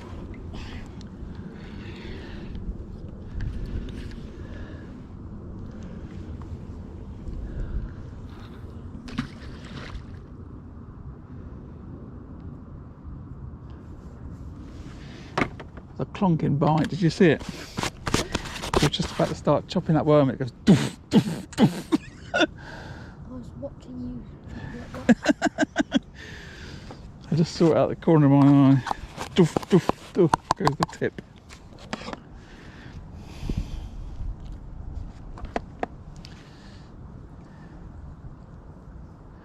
Right. So everyone, it's a bit of a exciting finish. That's bream number 3. I wanted to catch 4 at the halfway point. I'd had 2. I said 2 more would be good. I've been getting the odd bite. If I put some maggots on, I got a bite. If I couldn't hit them, conclude it was roach. I still believe that's true, so I think there is a load of silvers out there. But I did decide that it was going to be now or never. I needed to catch some bream, so I was prepared to chop more of my worms up because time was running out and put more chopped worm in. And I think that has made a positive impact to the bites that I'm now getting. That's what I think is really helping me get these bites.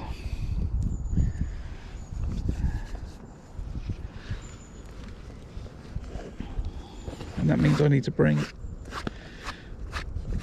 a decent amount of worm the next time we draw up these pegs, or maybe any of these pegs.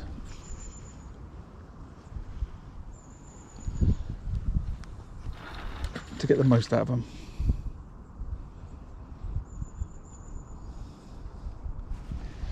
If I can catch another bream in the next 20 minutes, I'll be very happy. As always, if you're watching the video and you're not subscribed, if you could hit the subscribe button, whether that's now or on the replay later, that'd be great. It really helps the channel grow, and that helps the community grow, and I think that's a really good thing. So if you can support that, that'd be great. Just hit that subscribe button, and that's great support, so thanks for that.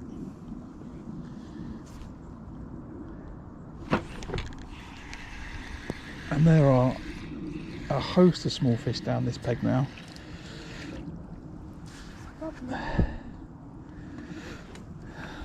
Ground bait is not out the feeder. They're slamming and thumping that bait a lot now.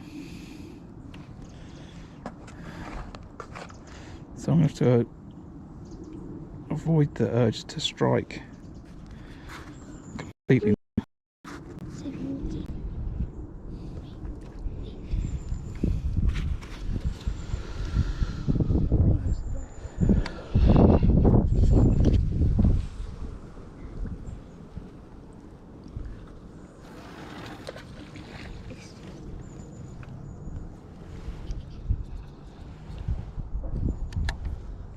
So I've got loads of silverfish in the peg now,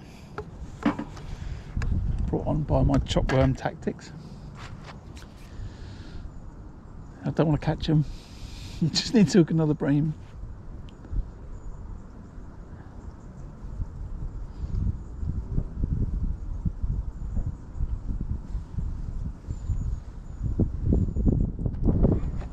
So I've stopped the other particles, I've stopped the caster, I've stopped the hemp.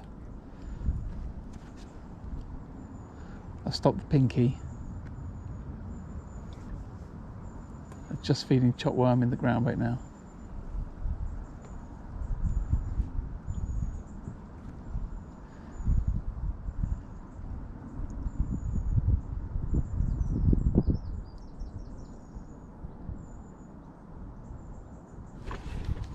I'm getting indications on that tip all the time. Unfortunately, they're small fish and they are causing me some issues.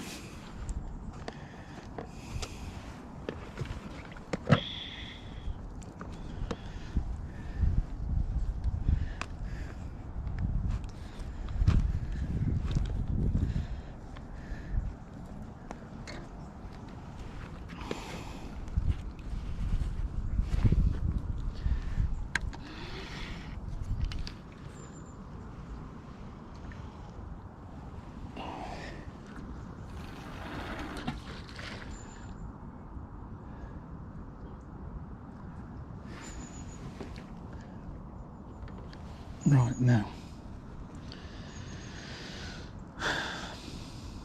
bream,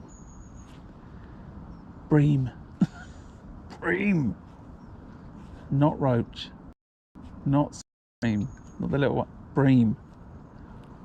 I need another 4 or 5 pound bream, please. I don't think 3 fish is enough to win the match.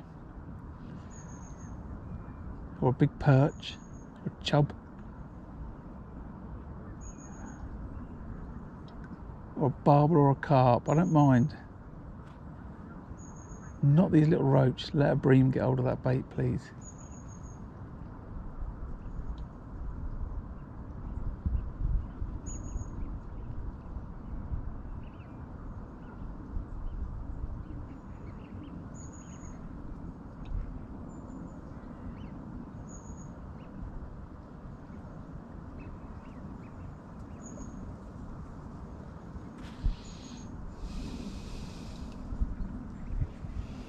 Time 16 minutes.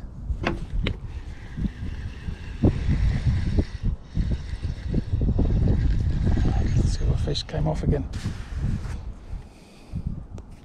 There's so many fish there now. I'm getting bite after bite after bite after bite after bite.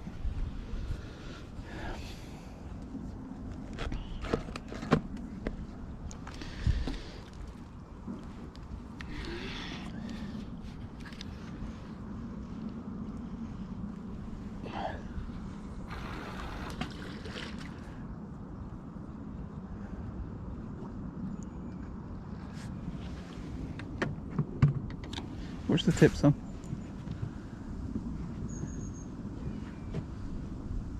Oh, bite, bite, bite. Bite, bite. Which one of them are you going to hit, you know? I'm gonna hit the fast ones. Not sure what to do there.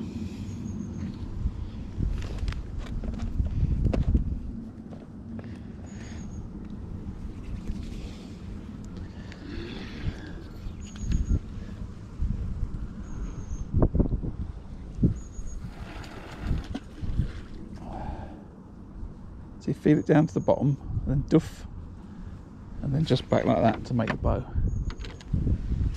Got it?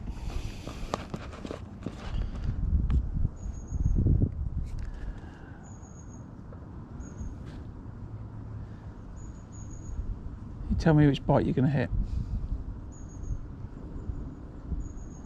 You have to say hit or no.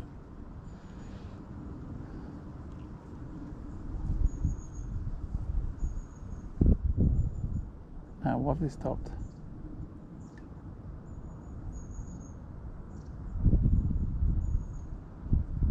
You bream or you went cast it too far to look too short.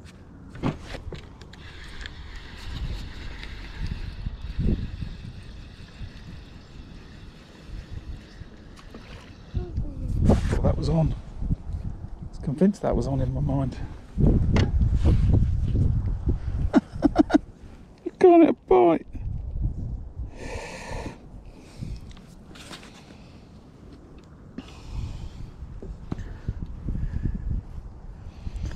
So I've put a bunch of chopped worm in. I've caused a silverfish frenzy in the beg. I can't hit any of the bites.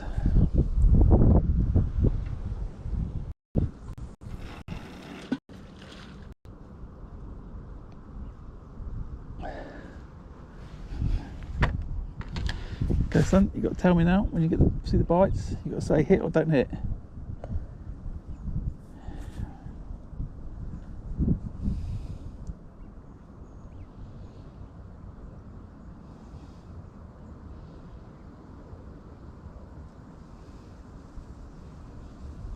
I'm going to take my hand off it.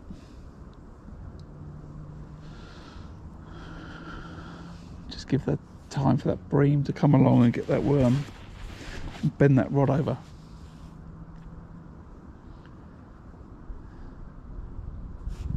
Not hitting that. No, not hitting that. It's going to thump round to the tip. Not hitting that one. He doesn't want to hit that. A liner. Okay. Now you're hitting that. No, it's just doing. Yeah, but that's the fish. Yeah, knocking the bait. Knocking the bait. Yeah. What do you mean knocking the bait? It's not a door. It's hitting it. Huh? That one, you're going to hit that? No.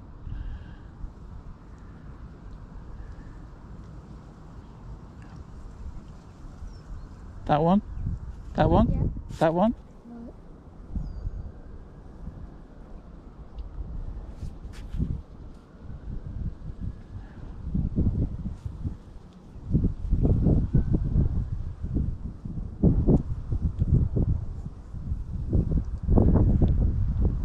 Bait could be gone now.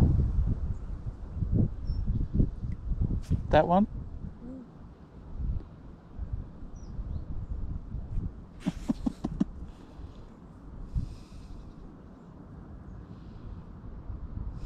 And we got 11 minutes. Go on, bream. I wanted 4.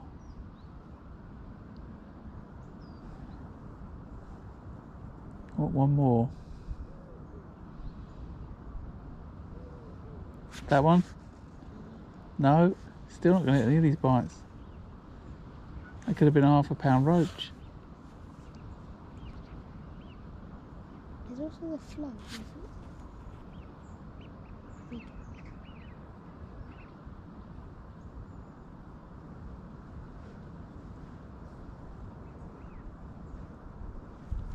I need to do this one day, just come along and just sit here and just not hit these bites at all.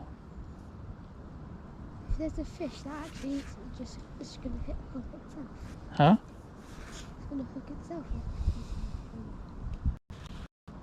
If there's a fish that's big enough to eat it, it's going to hook itself. You think so?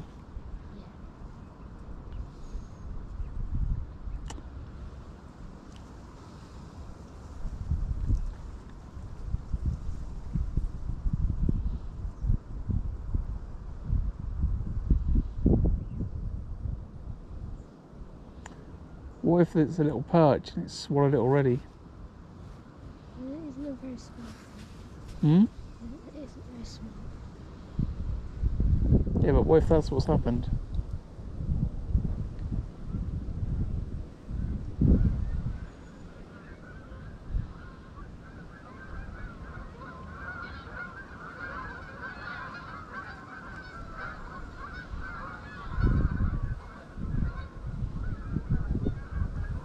I've now recast. You've now so no bites now. So potentially all the fish have taken the bait, missed all the bites, and then you recast. Yep. Because they're not fish.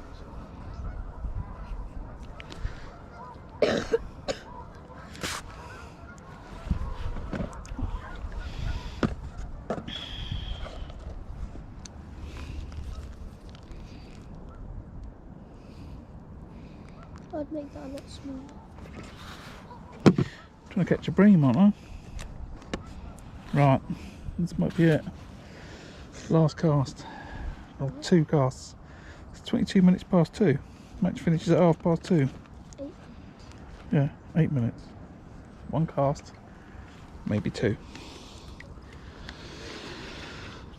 Let's go. Bream, here we go. It's making such a big splash. Yeah, I know it is. Hopefully the guy next door is making a big splash. No, I don't think his is.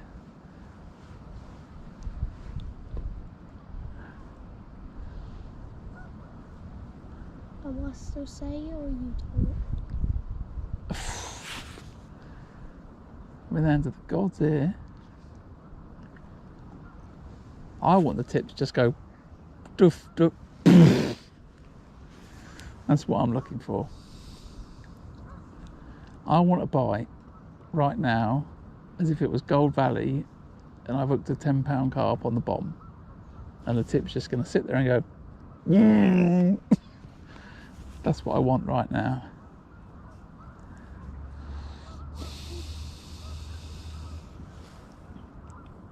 And we've got 7 minutes to catch the last bream. And if I catch 4 bream, I can't complain about anything. Because I caught 2 and then said I wanted to catch 2 more, and that'd be great.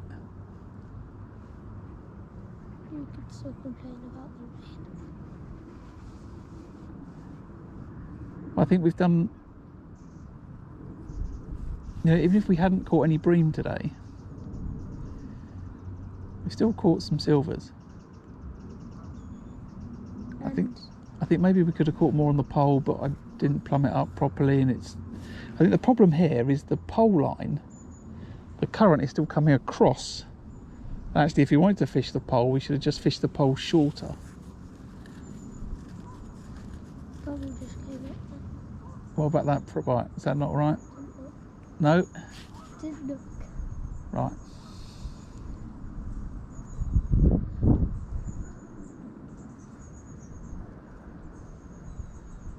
It's another one of those I'm a roach and not a bream bites. Like that.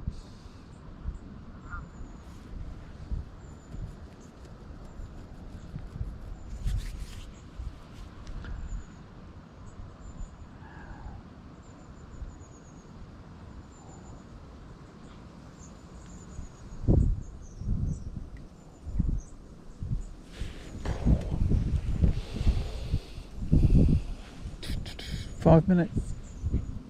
5 minutes. The tip's rattling, the small fish hitting the worm.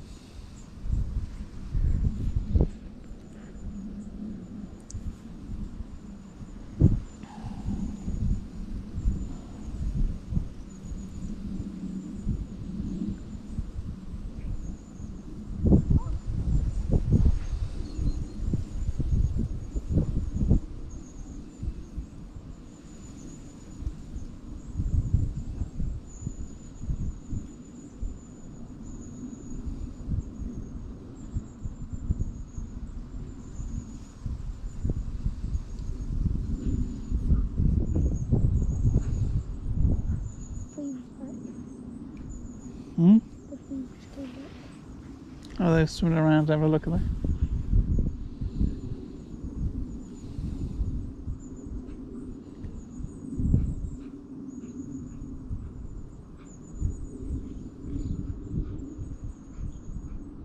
What we have to walk away from today is understanding when it's like this and we think there's a load of silvers in the peg, how do we catch those? Maybe then you've got to start fishing braid. Yeah. So it's more direct, you see the indications a lot more. Braid for bream and silvers. No, but if you think there's all these silverfish and we're now trying to ignore the bites from them completely, right? Which doesn't feel right. The question is how do you compromise between trying to catch those silverfish and ignoring them for just sitting out for a bream that may or may not come?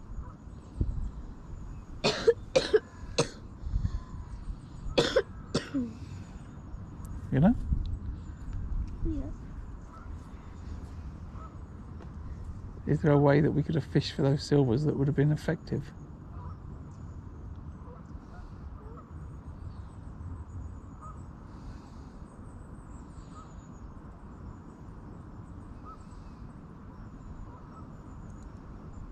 I don't know.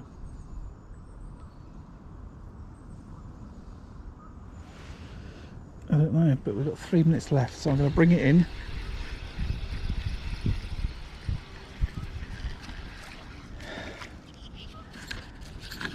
Quickly. Take that weed off.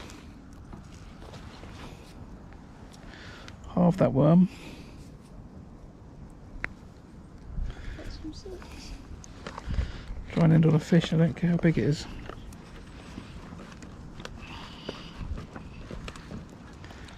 Right everyone, we've got about 2 minutes to catch fish.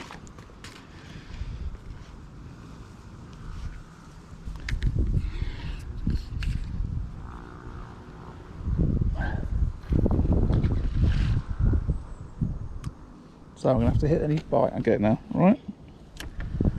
Right, let's do it.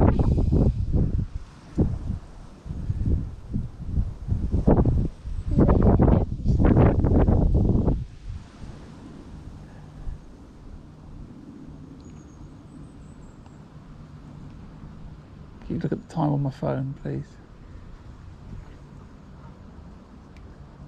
14:29. Okay, since that says 14:30, you tell me. Less than 60 seconds then.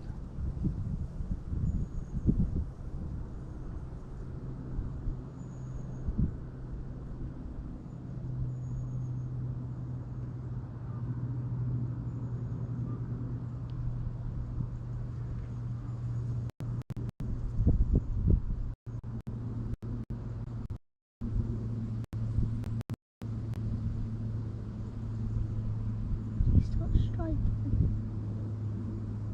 Tell me when it's time. Right, I'll strike at a bite and it's either a fish or no fish, and that'll be the end of the match. No, Right, they haven't called it. doesn't matter. So that's that then. There's the call. What did you even say? All out probably. Right, off you go for a sec. That you get a time out.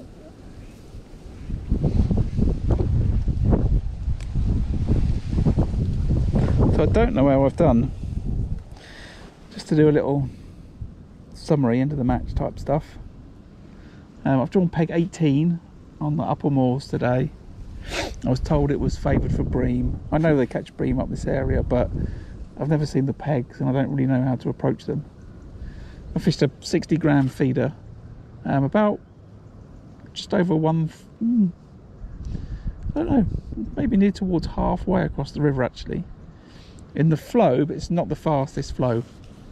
Over the 5 hours, I've had 3 bream, I've had a bunch of silverfish, and I've had a load of bites. I don't know if I fished it as well as I could have, should have. Not too sure. I'll speak to a few people. and obviously I'll check the weigh sheet and see how people have got on. I don't know how people have got on around me. I think I've beaten the guy to my left. I've not seen him catch, but you know, who knows? There's a bunch of anglers on today, and we're quite a long way down the river, so I'm going to pack up. This is the sort of either the end of a little 4 fishing day series, really.